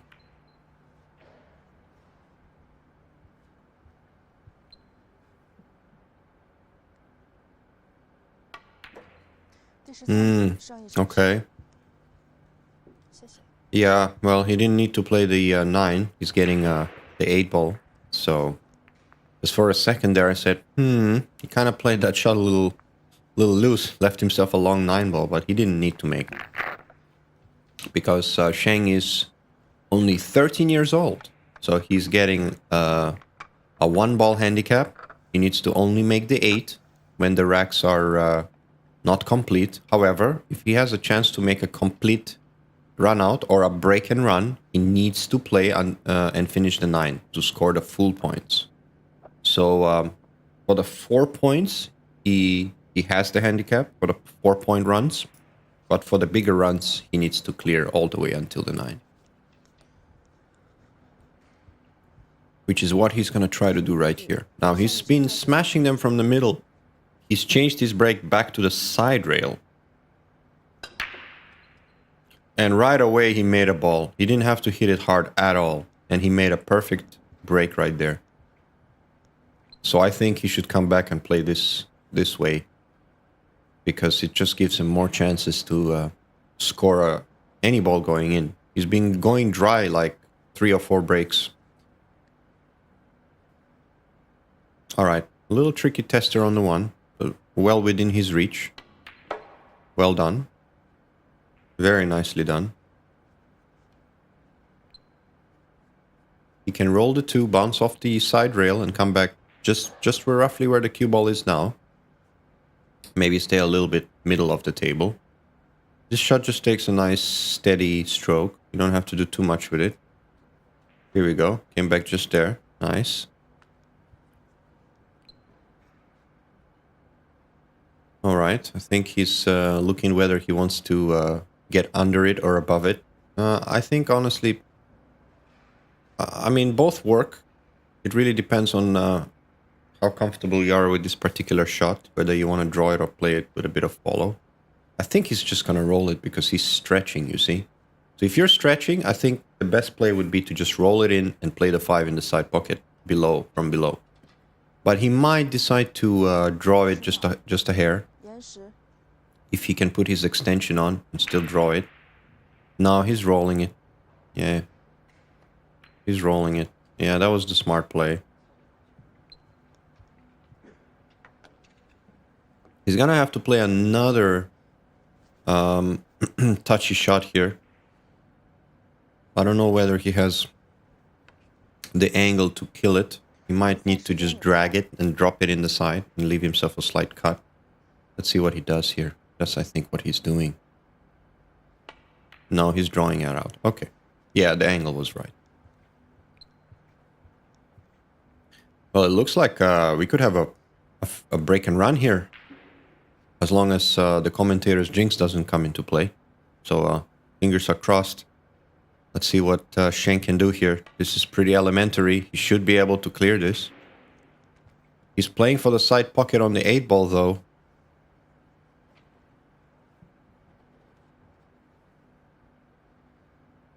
Yeah, he's got the perfect line to do that. All he has to do is just kill the cue ball. And he's done that very well.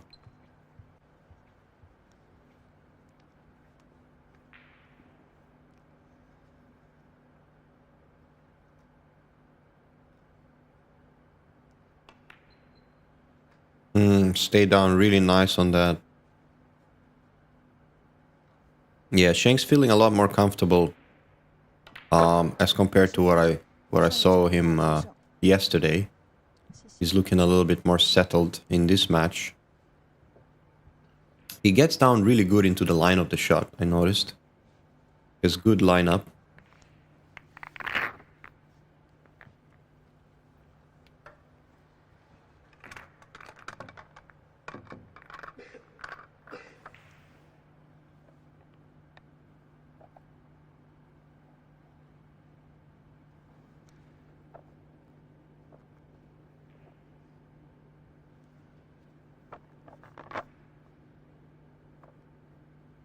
For those who are thinking when the final match is going to be, the final match is at 6:30 p.m. Today. And that's going to be a race to 240 minutes time limit. And we will play a full 40 racks on the final match. So that's going to be a challenge for these boys. A long format match. As I mentioned earlier, this one is only going for 25 racks. So we still got quite a way to go. We're just about beyond the halfway point of the match.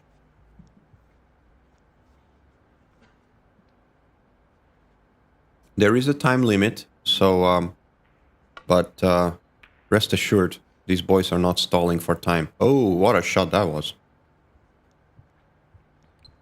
But unfortunately, he doesn't really have a run out here. Okay, so you look at the table now, all the balls are stuck. There's a multitude of problems. The 4 is a problem, the 3 is a problem. Does he try to make the 2-9 combo? Does he go for the 2-9? Can he hit the 2-9 whereby the 9 might potentially bank into the top left corner? I'm not sure, but I think I'd be going for it. And I think he is going for it too. What a shot.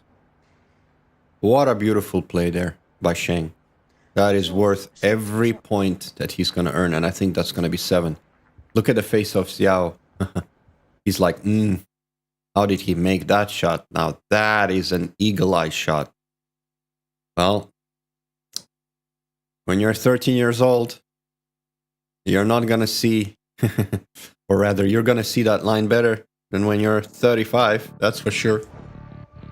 Beautiful shot.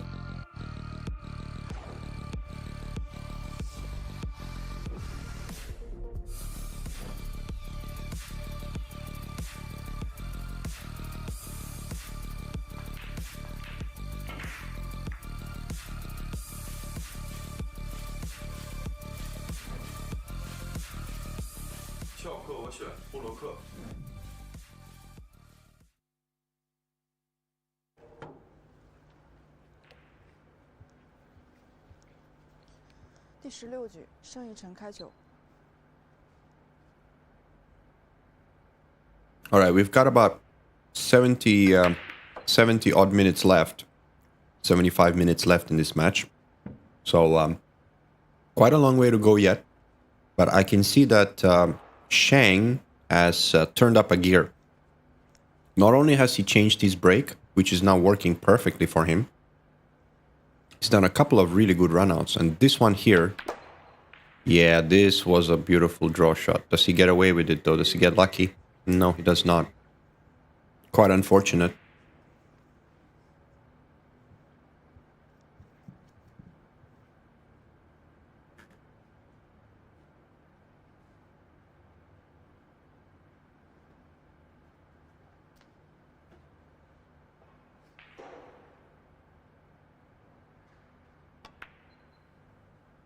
Oh, wow. He tried to bank it two-way.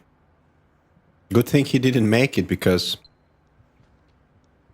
if he did make it, he'd be in big trouble. So, yeah, he played it safe all the way, I think.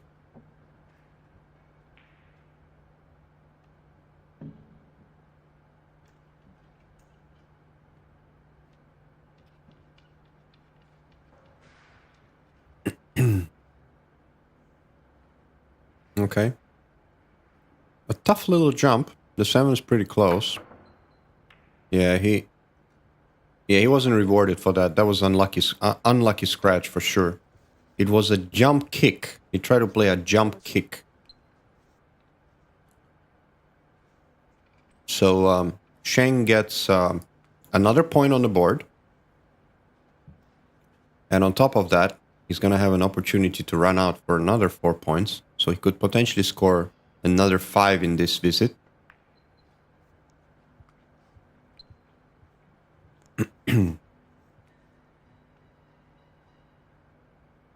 He's got a good line on the 3. The only problem he has is the 5 ball. So he needs to get a little close to the 5. That's all. If he gets close enough to the 5, it's not an issue. On these tables, there's basically certain area positions that are a little bit tougher. Certain balls that are on the rail, they sometimes need you to break them up or open them up, move them. Or if you feel like you can't move the ball, you're gonna need to get really close. And he's really tried to get here.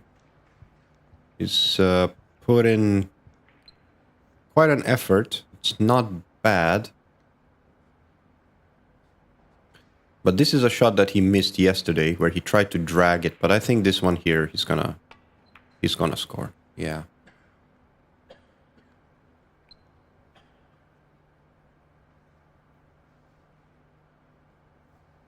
The match is starting to go well for Sheng. I can see his body language has picked up, and he's feeling confident. He's feeling good. 擦球吗？ He's asked the ref to clean the cue ball.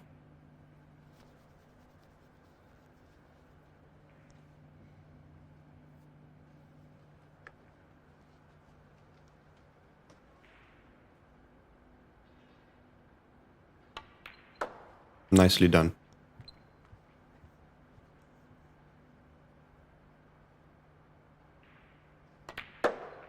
第16局，胜一陈胜。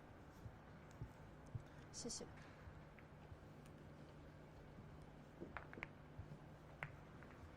Okay.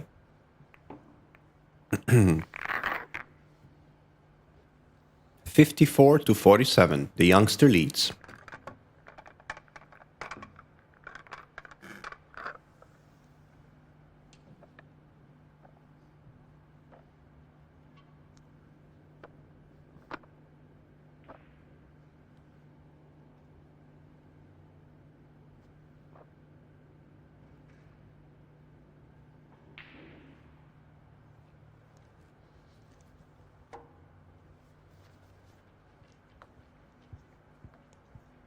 第17局，夏里奥开球。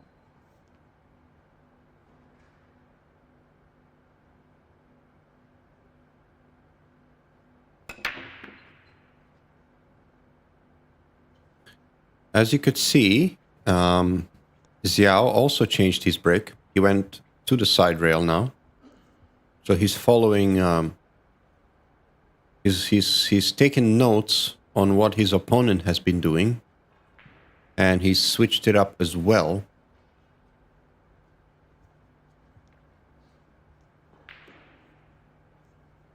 However, he got a very difficult pattern here. So I think he's gonna probably just try to... yeah, he tried to make it. I am surprised that he tried to go for it full throttle. He could have easily played safe behind those colors. Which is quite interesting, because in the first 3 or 4 games we saw a very, very long tactical exchange between the players. They're both playing very conservatively. They didn't even take on shots that they could have taken on. But it seems like at this point in the match, they decided that aggression is the way to go. Here we have a very difficult cut shot on the 2. He's going to try to make it and spin the cue ball. He's going to flick the 9. Oh, he didn't. Okay. He cleared it. That was great. Beautiful shot. Just about missed the 9.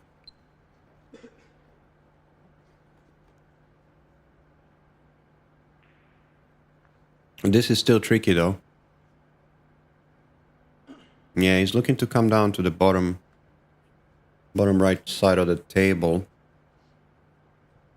It's hard for me to see from this angle whether he has enough line to actually get there. Let's see what he does here. Yeah, he's gonna... yeah, he didn't even try that. He knew he didn't have a line. So I think you'll see a safety here. You'll see a safety. And it's an easy one too.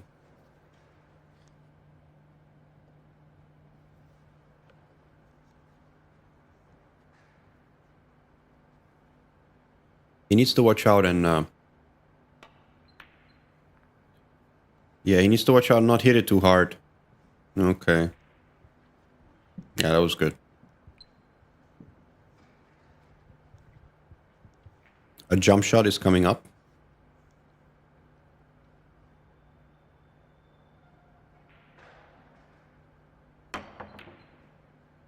Not very far away.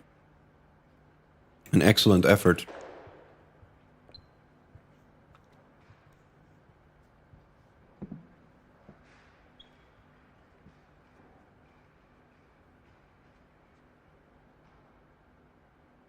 A little bit of low ball here. Needs to stay down. This is a tough shot. Well done. Very well executed.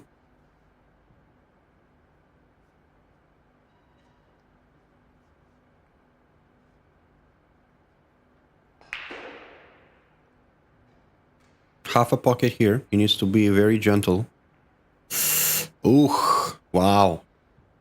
Yeah, he was gentle, and that helped him. You could see that slide of the cloth helping him there. Because on a club table, that will not drop. I've seen that ball stay up so many times. I think with this new cloth and the conditions that they're playing at right now, that helped him a little bit. Okay. He's had the same situation in one of the racks earlier where he had to play the 8 in the side and the 9 there. He's got the same exact thing, only that it's opposite angle, so I assume he's going to handle it just fine. Here we go. Good shot.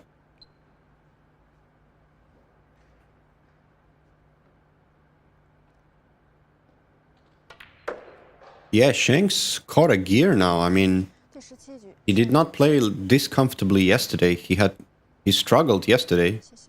but he definitely found a gear in this match. He's got a couple of break and runs now. He's doing very well.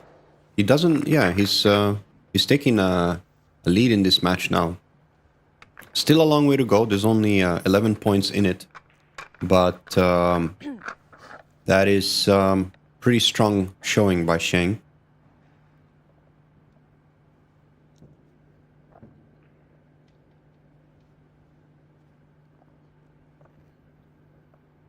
He is the underdog in this match. He's getting a bit of a handicap, but so far he's not playing like an underdog, that's for sure.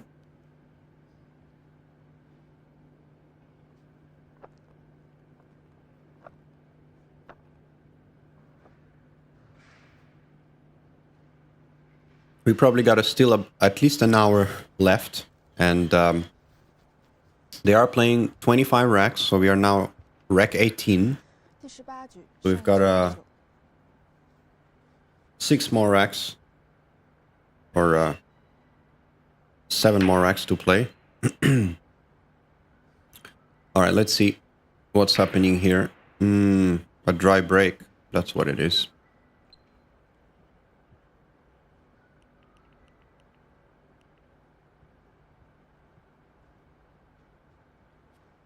There are no push-outs allowed, so he has to hit this ball. He has to kick it. He has to thin it. So if you make a break and get snookered, well, tough luck. You're gonna need to kick. I think he can try and stick him behind the 8. Yeah.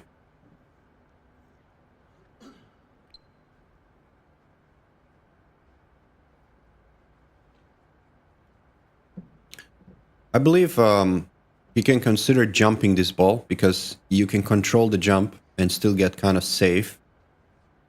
He's looking at a kick shot though. He's trying to get underneath it. This could go wrong. This could go wrong. Yeah, he sold out, I think.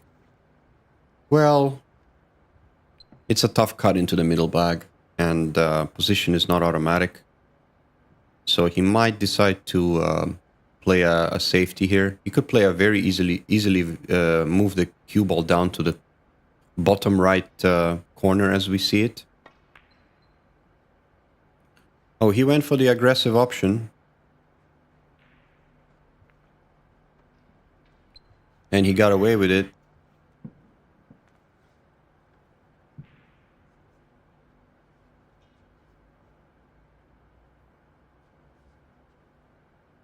Another one railer coming up. Half a pocket. Or rather half a ball. Oh, almost fluked it in the corner.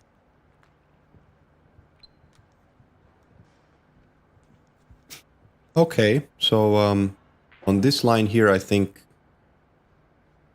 a kind of safety shot where he flicks into the 9 might be the way to go, or kills it behind the 6. Let's see what he does.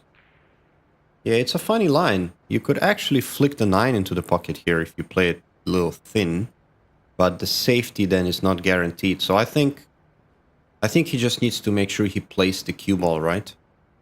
Okay, he's looking to do it the other way now. He's looking to bank the 1 towards the 6-9 and move the cue ball, or he's trying to lay up on the 7. Let's see. Yeah, he's done the third option, and that was a very... Yeah, I didn't like that one. I'm not sure that was the right play. 'Cause the line was a little funny. He had so much more chances of snookering him on another line. And even though he did, he kind of left an easy escape.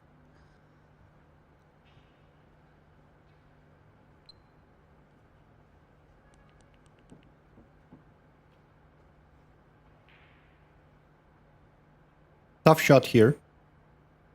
Trying to make it. Kill the cue ball. Very tough shot. Okay, he's not even trying that. He's just trying to play safe. I don't blame him, to be honest with you. That was a super tough shot on these tables.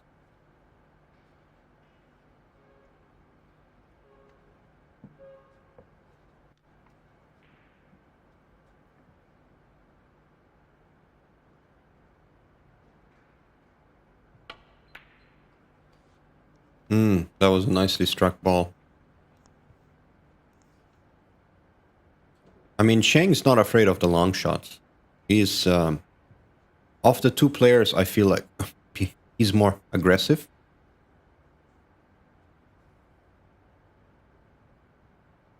He's gonna bank this ball. Oh no, he's not. He's playing safe. Okay. Good shot.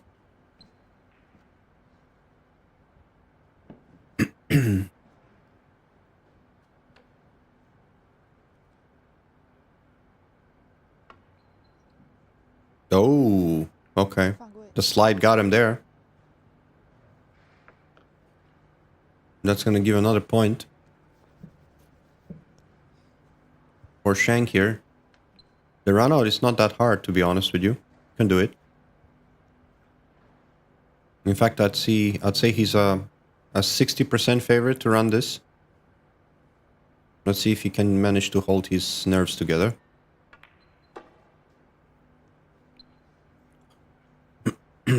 Okay, 3 ball in the corner.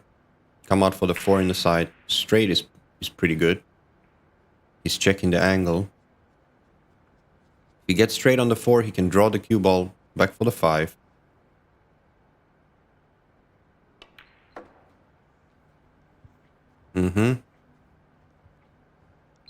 He's a little bit lopsided on the angle here. I think he's gone a little bit too far, but I think he still has a good line. Still can draw it. Yeah, he wants to kind of get straight-ish on the 5 ball. So this is something he needs to make sure he gets right. Don't want to scratch into the side pocket though. Oh my goodness, what has he done? 谢谢。 Yeah, I'm not sure what he's done there. 自由球。 Yeah, he had so much room to control, because one thing about the side pockets on these tables is that if you're lined up pretty straight into the side, you could really play with the angle. You could cheat the pocket in many different ways. So for him to make that scratch was a very bad judgment call there. He could have avoided that scratch in so many different ways. There was no excuse to do that. And this could be a turning point, because Shang was leading by 11 points, but now he's left quite an easy clearance. Quite an easy clearance, unless he makes a mistake like this. Okay, he's still alright.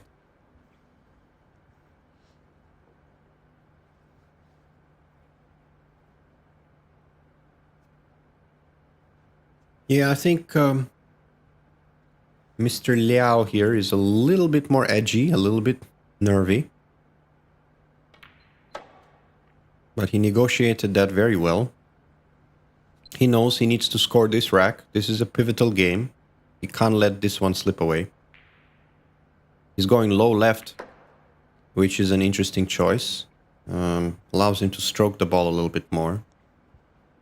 He's landed pretty good. Not perfect, but you would expect him to make this ball.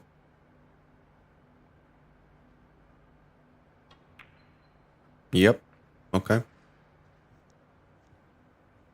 We have a very nice close match here, guys. This is gonna go down to the wire, I have a feeling.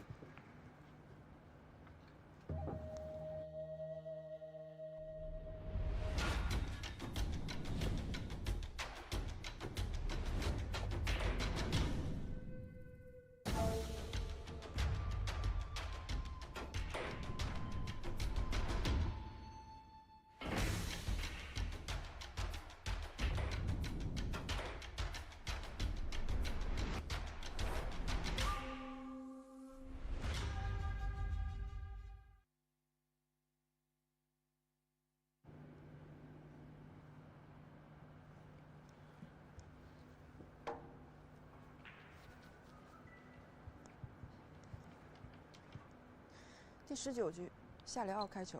Okay, both players had 2 break and runs so far. I think only Xiao had a complete run.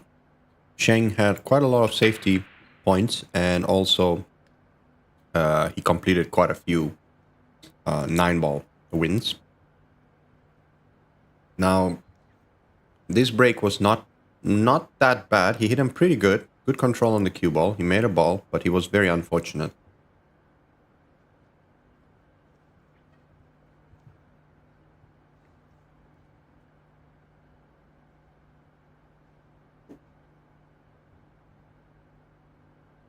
He has to kick this, trust a bit of luck, and that's what happens when you kick it good. He got a lot of luck on that. Perfect. Got a shot on the 2. What a shot that was. 90 miles an hour. Look at that. He hit he hit that full power, and he cut it in such a way that the cue ball actually came back with the spin going backwards. That was a very nice shot. Another difficult one here though. Oh, beautiful. Okay. This could be a nice break and run here.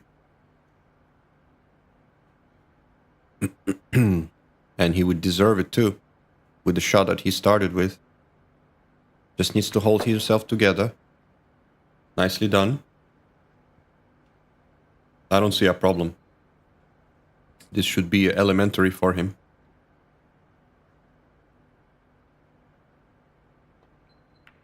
A little bit of check on this. Okay.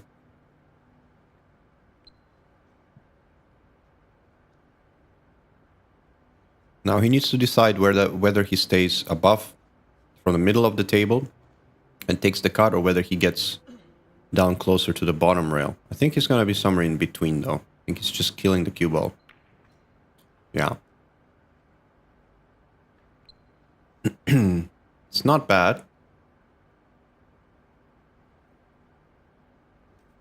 He needs to now decide where he wants to be on the 8, so that he can drop nicely on the 9. So the key here is you want to be close to the 9. So very important. See, like if you're playing American 9-ball, you could kind of relax on this sequence here and just play. Okay, nicely done. You kind of relax and play a little bit loose, because even if you get a slightly wrong angle, you know you're going to make it. You know you're going to run out. But on this table, you need to really make sure that you fall nice and close on the 9 if it's like this. But he actually bumped the 9 a little bit out, which makes it much easier. So that was a really good shot he played there. Yeah, and now he's perfect.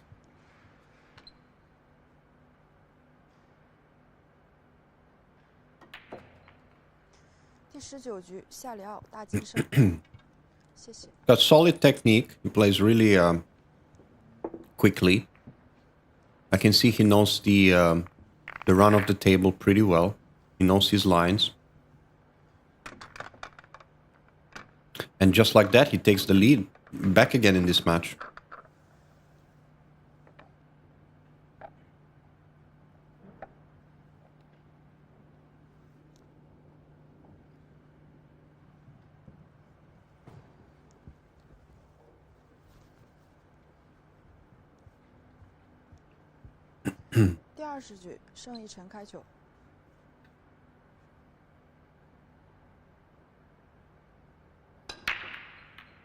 Okay, Sheng's taking off a lot of power on the break.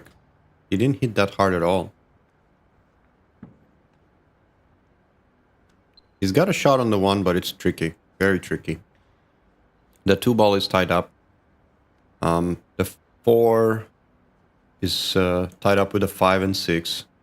So this is going to be one of those racks where we're going to see a tactical exchange. He might run into the balls here, though. Yeah, he has. Okay. He's rearranged them, but they're no easier. And I think a safety is the prudent move here. Here we go. Well done. That was not an easy shot he just played. To split the balls exactly like this. Now the good news is, a lot of players, when they're playing that kind of safety shot, you need to realize how much angle you're cutting the ball. And if you're cutting the ball close to half or half ball, then you can expect both balls to have the same amount of energy retaining once they collide. So that's a good way to understand how that that kind of shot plays out. So if you're playing little safe where you want both balls to kind of hit the rail and come out about the same distance, you need to look at the cut angle as opposed so much to speed, because a lot of players think that they can control it with speed. You need to control that with the cut angle of the ball. Okay, are we gonna see a nice draw shot here? Well done. I'm not sure whether he can pot the 7 off the 4. He might be able to carom the 7 if he hits the 4. The referee better take a close look at this hit. This could be a very close hit. If he plays a topspin, he might be able to push through that 4 and make the 7. Yeah, that's what he tried. But I think he didn't give it enough topspin. I felt like he was a bit tentative on that. He needed to kind of play that with a smoother topspin to make that 7 ball. So I feel like he didn't play that shot the right way.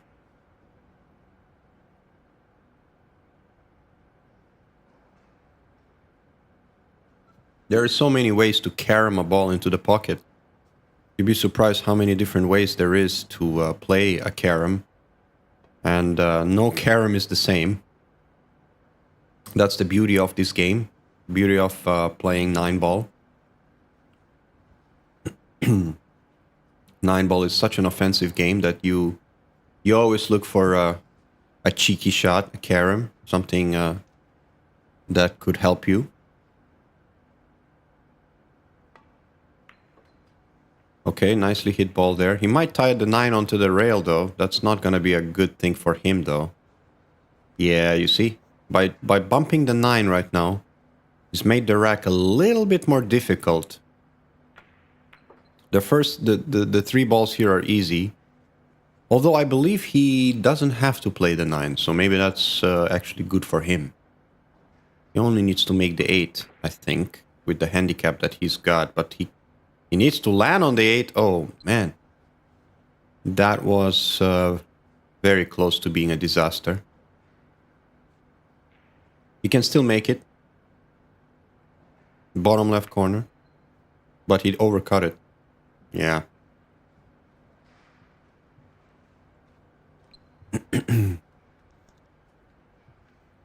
Okay, we're gonna see a really nice attempt here. I think Xiao is trying to make this ball and he's gonna go around the table 4 rails and come back for the 9. So this could be a very, very beautiful shot here if he gets both of the parts of the shot correct. Now he might also play safe, so let's see. He went for my shot, and he was close. I mean, he landed perfect on the 9. He played perfect position. He just hit the 8 a little bit too thick, I think. He's left on a difficult pot, but with a natural line to come back to the left of the 9. But he doesn't even need to, I think. He's just potting the 8. That's all he needs. Yeah. Wait a minute. Yeah, there we go. Okay, player timeout. We've got a very close match here, guys. This is getting exciting. We'll be right back.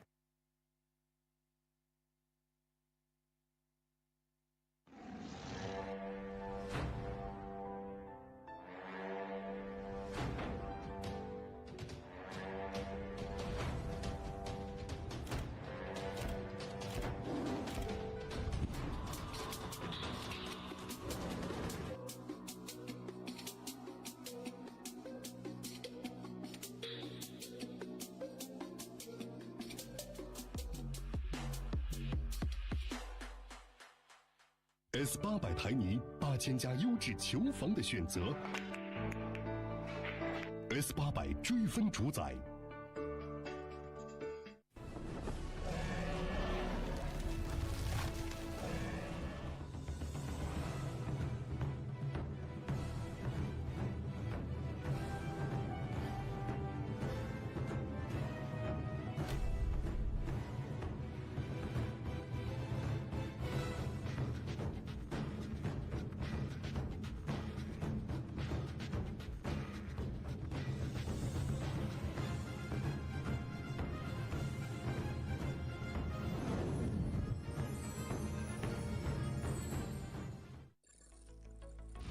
寻一方静室，体悟耐心与毅力。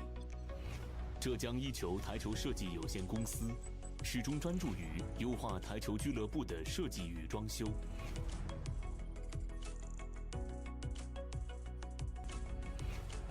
一球设计创造价值。一球设计创造价值。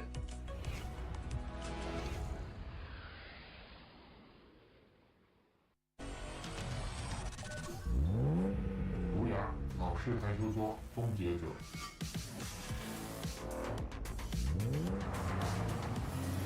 梦想千篇一律，厌倦了老式木质球桌，你的球房该为年轻人升级了。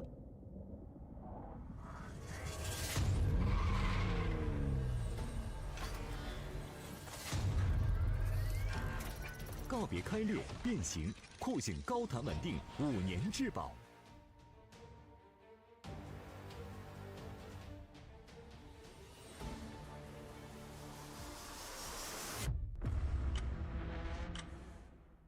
打感好只是标配，想酷就。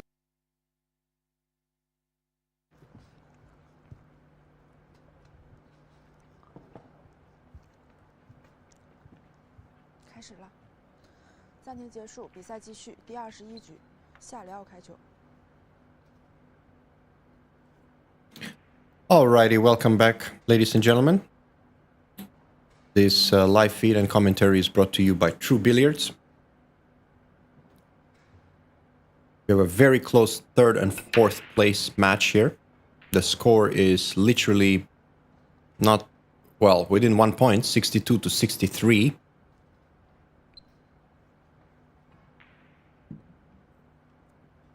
So it's all to play for. We have a total of 25 racks that we are going to play. And I believe we've already played like 21 racks. So 4 more racks to go.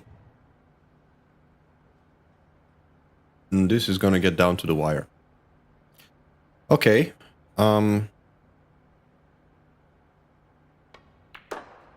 Sheng, okay, here we go. Xiao had a nice little opener. Made the 1. He's got a good shot on the 2.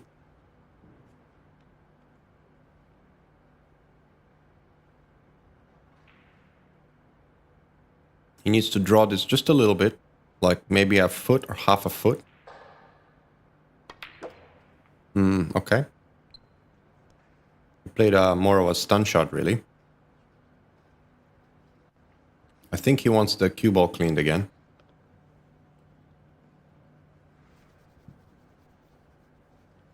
Now, I'm not sure whether the stopwatch timer per shot is paused when the cue ball is getting cleaned. I don't believe it is the case. So, if a player asks the referee to clean the cue ball, it's on their own time.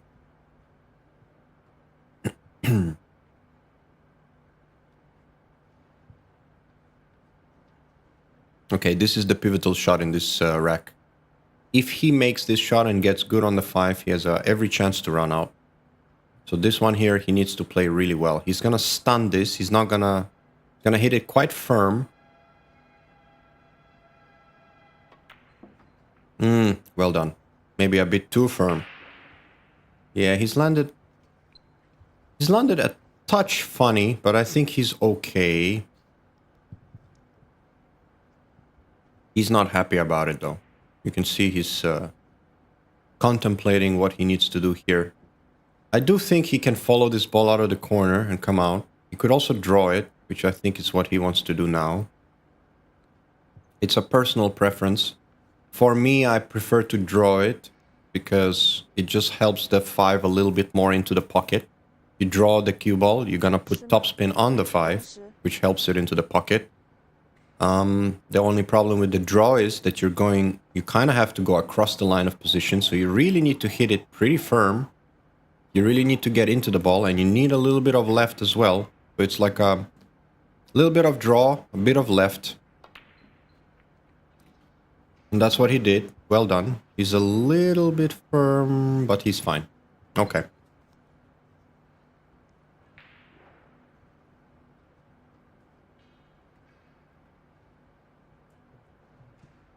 He's having to work hard in this rack. I feel like he's... yeah, here we go. Looks like he has an angle that's not very very suitable to get positioned for the side pocket. He could play a kill shot, but I think he's already decided to play for the bank. I believe that's what he will do. He's gonna try to play for the bank on the 8. 10秒。 Okay.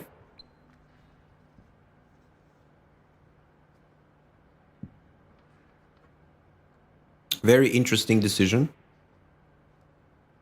And I think it's the correct one. On the Duya table, banks are, especially side pocket banks, they are pretty easy, I would say.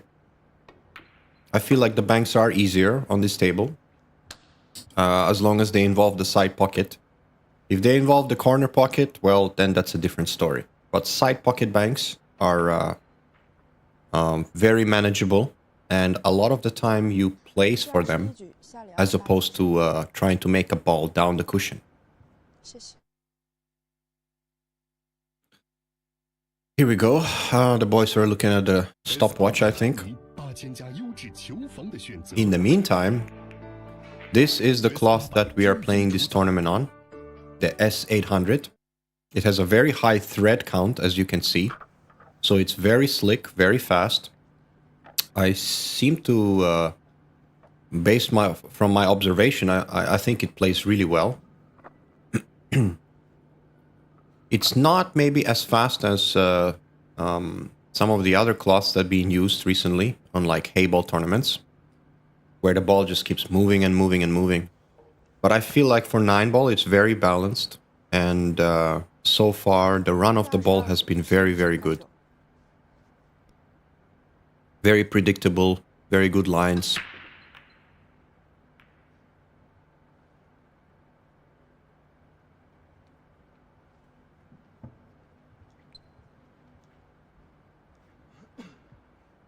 Okay, so what do you do here? The guy makes a dry break.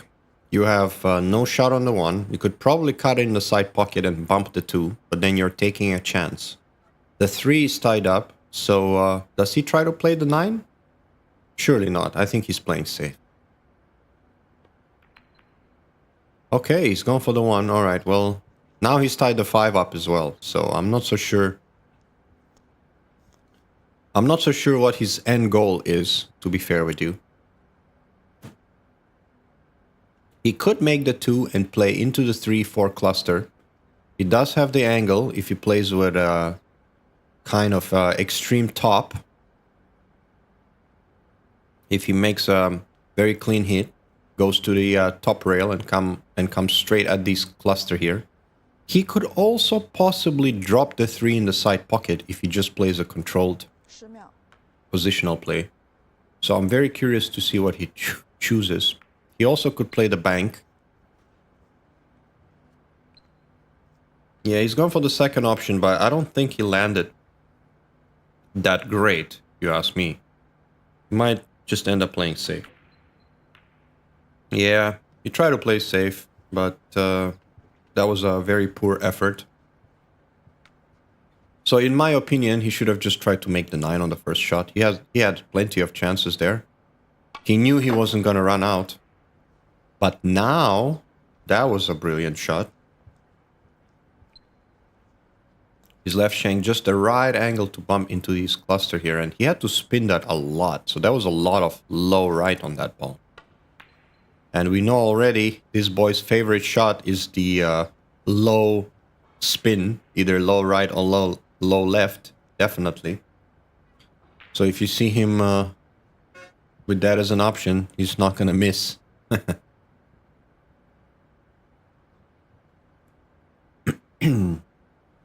Okay, this is a tough shot. I think he just has enough to make it in the corner, but he might not even try. He might just play safe. But even the safety is a little difficult. Like, if he plays this... If he thins this ball safe, I think that's very tough. It's gonna leak out. Yeah, that's what he's trying, you see? Yeah, it's very tough. It's gonna leak out. He had to hit that a lot softer. I'm not sure why he hit that so firm.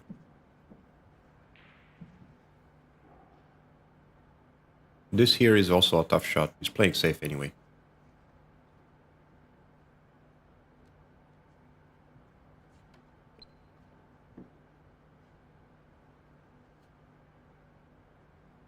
Okay.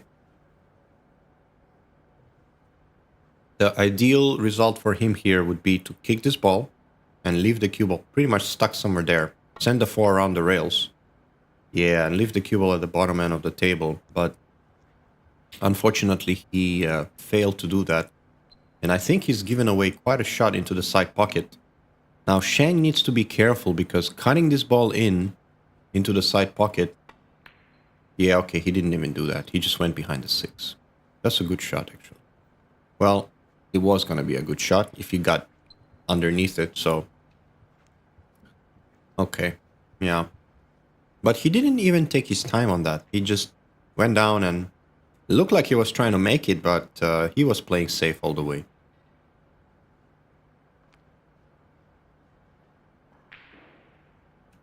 Okay, tough shot here.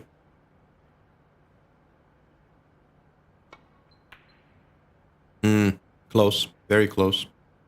He might get away with that, or does he? No, he does not.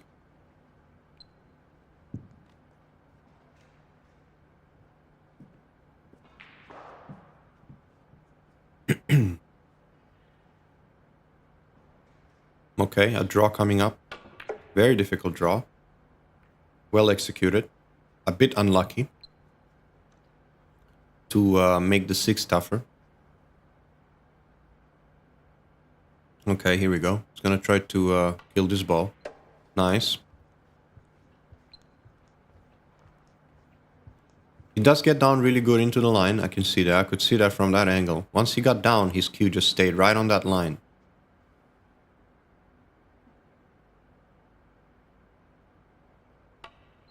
Stays down on the shot really well. That was a beautiful strike. He was just unlucky.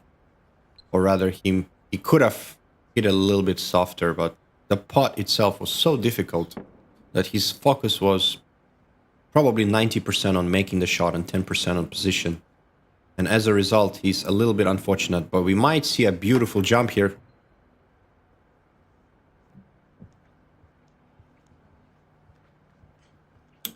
Yeah, Shang's kind of let that rack slip away from him. He did everything right until that last positional error.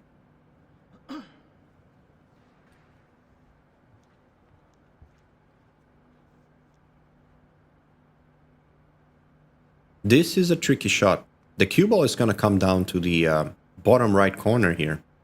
So if he's making this with a flat 12 o'clock spin, yeah, you see he's looking. Is he going to draw this? Is he going to play this with a rolling ball? He's going high. So the cue ball is going to go somewhere at the bottom right corner of the table here. Might go in the side pocket. Oh my god. He scratched off the jaw. Wow. Now this could be the turning point in this match because the score is 72 to 64 and with the extra point now, Shanks just needs to make the 8. Wow, what a giveaway. That's 5 points right there. That is a 5-pointer on a silver platter in a golden 9-ball tournament. Oh boy. Okay, game on, guys. Game on. All right, we've got 3 more racks to be played here, so it's well within any player's grasp to take the bull by the horns and win this match. So Xiao is going to be looking for a break and run. He has already made 4 break and runs, but he's actually been losing the majority of the racks because Shang won 10 racks with just the 4 points, right? He's also managed to score quite a lot of saves, a total of 8 safeties. His break and run game has not been as good. He only has 2, but with the rest of his scoring has been pretty good. So we have a very close match here. Okay, here we go. side table break.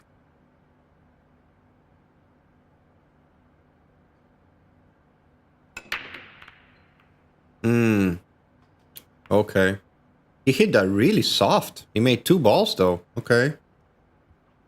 He has a very interesting breaking style. He has his feet really close to each other, which I'm not sure if that's very good if you want to do a powerful break, because his feet are literally standing right. You know, he's got like less than a foot distance between his right and left foot. So very interesting how he sets up for the break. He's made a really great shot here. He's a bit unlucky. He was planning to hit the 3. Yeah, now this shot here is super tricky, super tough shot. Safety is not a guarantee either. Can he cross the 3 and kill the cue ball behind the 4? I'm not sure he can. He might try that. He might try to slow roll it as well behind the 4. Yeah, that's what he's doing. Yeah, that's not gonna work out. No, it's not gonna work out.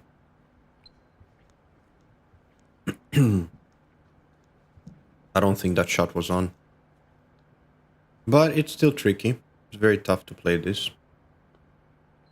So Shang's not even trying. He's just going for safe.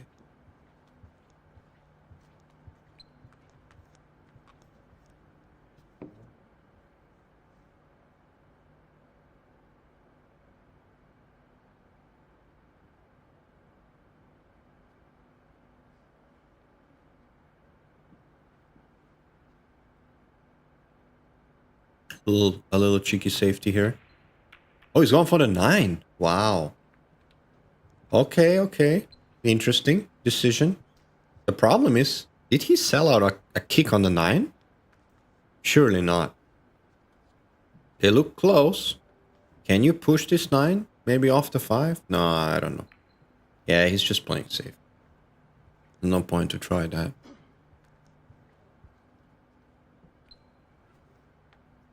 Alright, this one is going to be a dead weight safety. He's going to roll this really softly. If the 3 is not frozen, which I don't think it is, his only option is just a containing, really soft roll shot. Oh, wow. Wait a minute. Did he hit that ball? Yeah, I think he hit it. I think he just about hit the 3 first. I think he did. He hit the 3 first, I believe. Now, the referee is going to have a quick check about that, because this could be very pivotal. Let's have a look at the replay.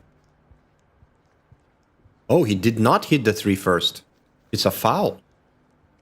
He didn't hit the 3. Okay. Yeah, it's a ball in hand. This is big. This is big. Because now he's got 1 point for the foul, and he's got a clean run out here. Opportunity to make an easy run out. Only the 5 ball is tricky, but it's not that bad. He's going to land pretty good on it.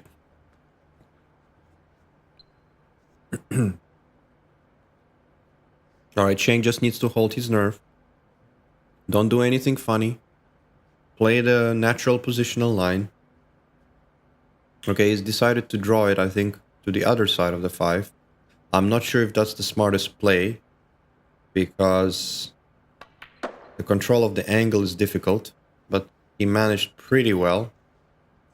The problem now is he needs to go high ball out of the corner. Oh, he's drawing it. Hold on a second. Okay, okay. Yeah. That's a tight line he chose. Yeah, I'm not sure if...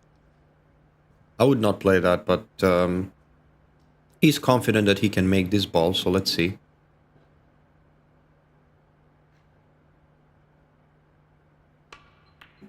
He's confident. Played that one really well.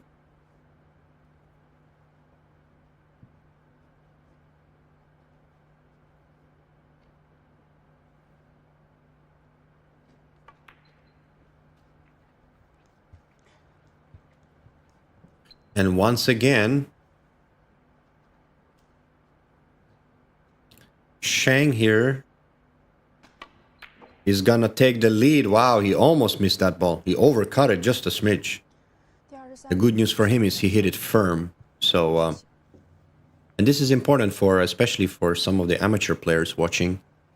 If you're playing on this table, the first thing that you need to learn is what pace of the shot gives you the best chance of making the pot. Now, there are certain angles in certain shots that playing them firm is the way to go, while certain angles in certain shots, you want to go a little bit lighter on the pace.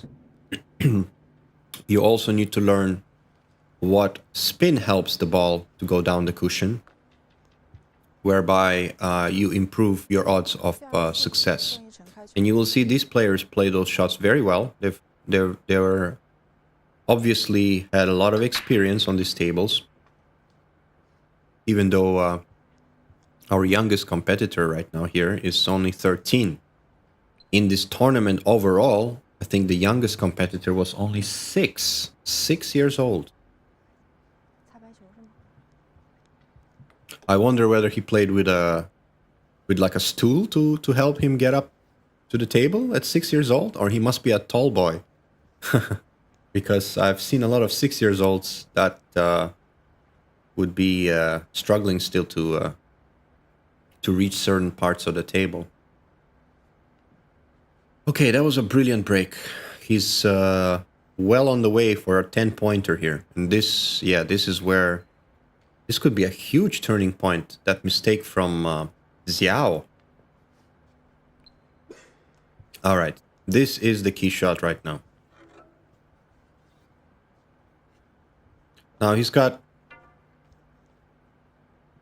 a couple of options here, but I think he's just gonna leave the ball there. Yeah, he's gonna leave himself a tough shot on the 5, but you know, that's the best he could hope for in this situation. Oh, he's overcooked it. What's he done? Yeah, that wasn't good. See, what he didn't want is this angle on this shot. That's not what he wanted. He wanted to be pretty much almost straight. So I don't know what he did there. He had the perfect line for that. All he had to do was just push the ball a little bit. Yeah. So that was a big lapse of concentration from Shang, because he's only up by 1 point. He needs this break and run, because that puts some daylight between him and his opponent. But if he doesn't break and run here and decides to play safe, you know, this is tough. He tried to play the infamous side pocket bank.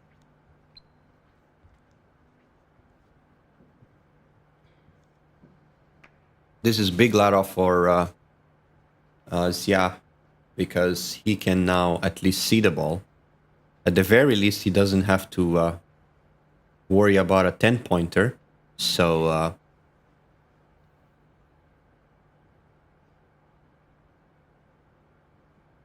what he wants to do here is hit it firm and just hope for a bit of separation. And he didn't. Terrible hit. Wow. And he made the 7 too. Wow. What happened there? He misjudged that angle completely. 自由球 Yeah, you can see the pressure now. The boys are getting a little bit nervous here. We're getting down to the business end of this match. Only a couple of racks left to be played. And you can see suddenly a little bit of pressure is starting to kick in.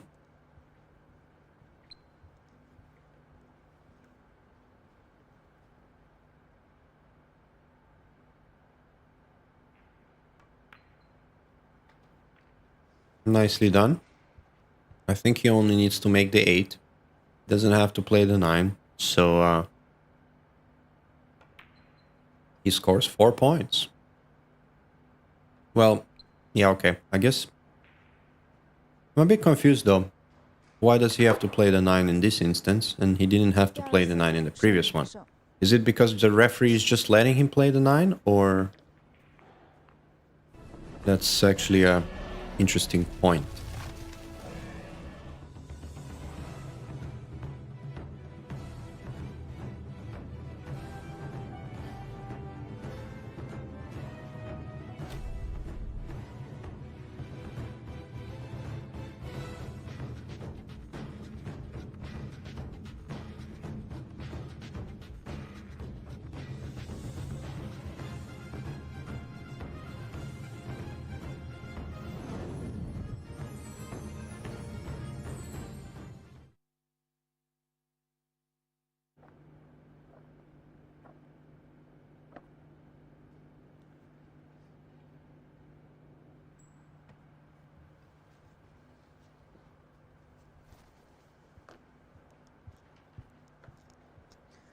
85局下2号开球。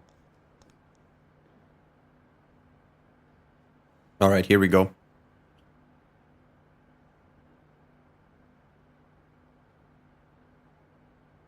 His feet are really close to... Yeah, okay. See, he needs to work on his break, I think. At the moment of his delivery, he moves his feet, which I think is very bad to do. Something that you shouldn't be doing. He kind of takes a little step with his feet. And I think that prohibits him from delivering with a lot of force, and maybe accuracy is a little bit lacking. He's done a really good break here, though.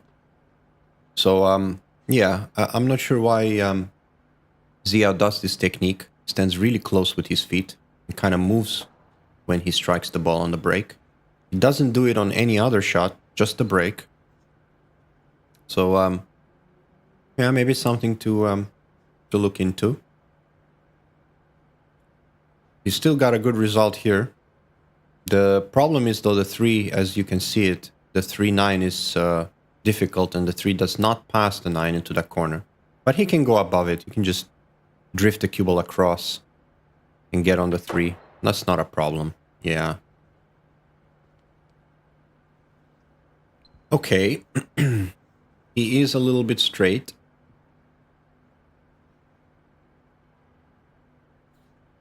Yeah, this is the line that he would have if he plays out of the corner with topspin. It's still gonna give him a tricky shot on the 5, so I could foresee him maybe drawing the ball.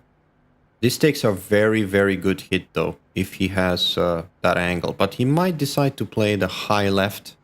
I think that's what he's gonna do, or just a high ball. Using the arc of the table. Okay, no, he's drawing it. Oh boy, let's see. This could be risky. This could be risky. Uh-oh, don't get snookered here. Alright, he's fine. Yeah, that was a risky play, but he just about got there. Still not out of the woods, though. The 5 is a pretty tough shot. It's a shot that you sell out if you miss, because I think the most prudent play here is a drag shot. Just play it with a nice drag shot. Pot the 5 and kill the cue ball. I think that's probably the most optimal shot speed to play here. If you do miss, however, you sell out a super easy run out. So this could be the pivotal shot in this match. He needs to make it, and he knows it too.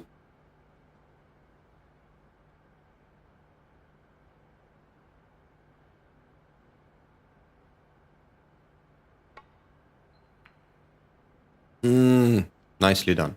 Nicely done. That was not an easy shot. It looked easy, guys, but trust me, under the circumstances, with the stroke that he had to put on that, very soft touch, he actually did pretty well.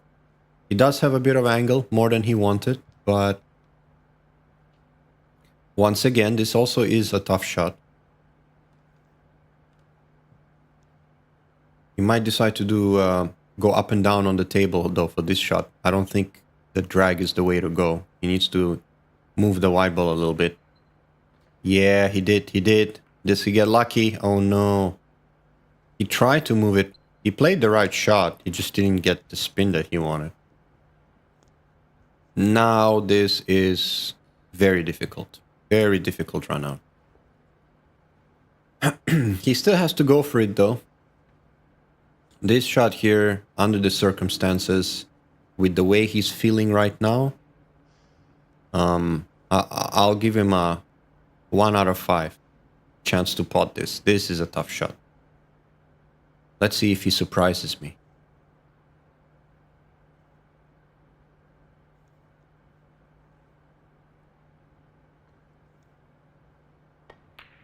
Yeah, he wasn't even close. There we go. You just know... Oh, and he concedes. Did he just... Wow. Yeah, okay. Well, great match. That was a great match. Well done. Look at this. 13-year-old. Sheng Yishen. got bronze medal in the Duya Kun League tournament. That is an amazing performance. Congratulations to him. He played an amazing match here as well. He showed his true strength. We didn't see it on display yesterday, but today he came out and he was feeling a lot more confident. And you could see the talent of this boy shining today. And a fully deserved win there for third place. And that nets him 60,000 RMB. A nice payday for a 13-year-old. Wow. Well, maybe he should spend it on getting a table at home. See what his parents say about that. Yeah, some of the highlights of this match. We had a really nice couple of shots. A couple of lucky shots as well, as you could see. We had some nice break and runs. We had a lot of tactical play in the beginning of the match. A few key mistakes. But overall, I think both players played pretty well. I think Xiao had a little bit more pressure on his shoulders, I felt like, because he's the older of the two. And you could see he's the more experienced player, but Shang just played his game, made a lot of tough shots like that one ball. Look at that. What a shot that was. And he fully deserves to get third place.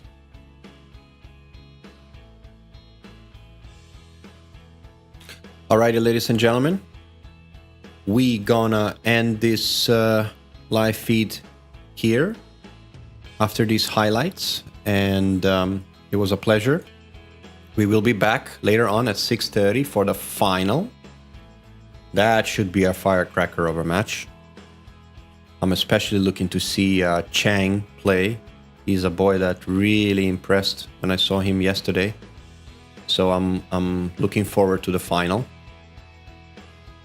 We will be back at 6:30 local time in China for that match. So stay tuned and oh, this is a long highlight. That was a good shot as well. Look at that, the breakout that he did. Yeah. Okay. Well played, boys. All right, we'll be back at 6:30 later today. See you then.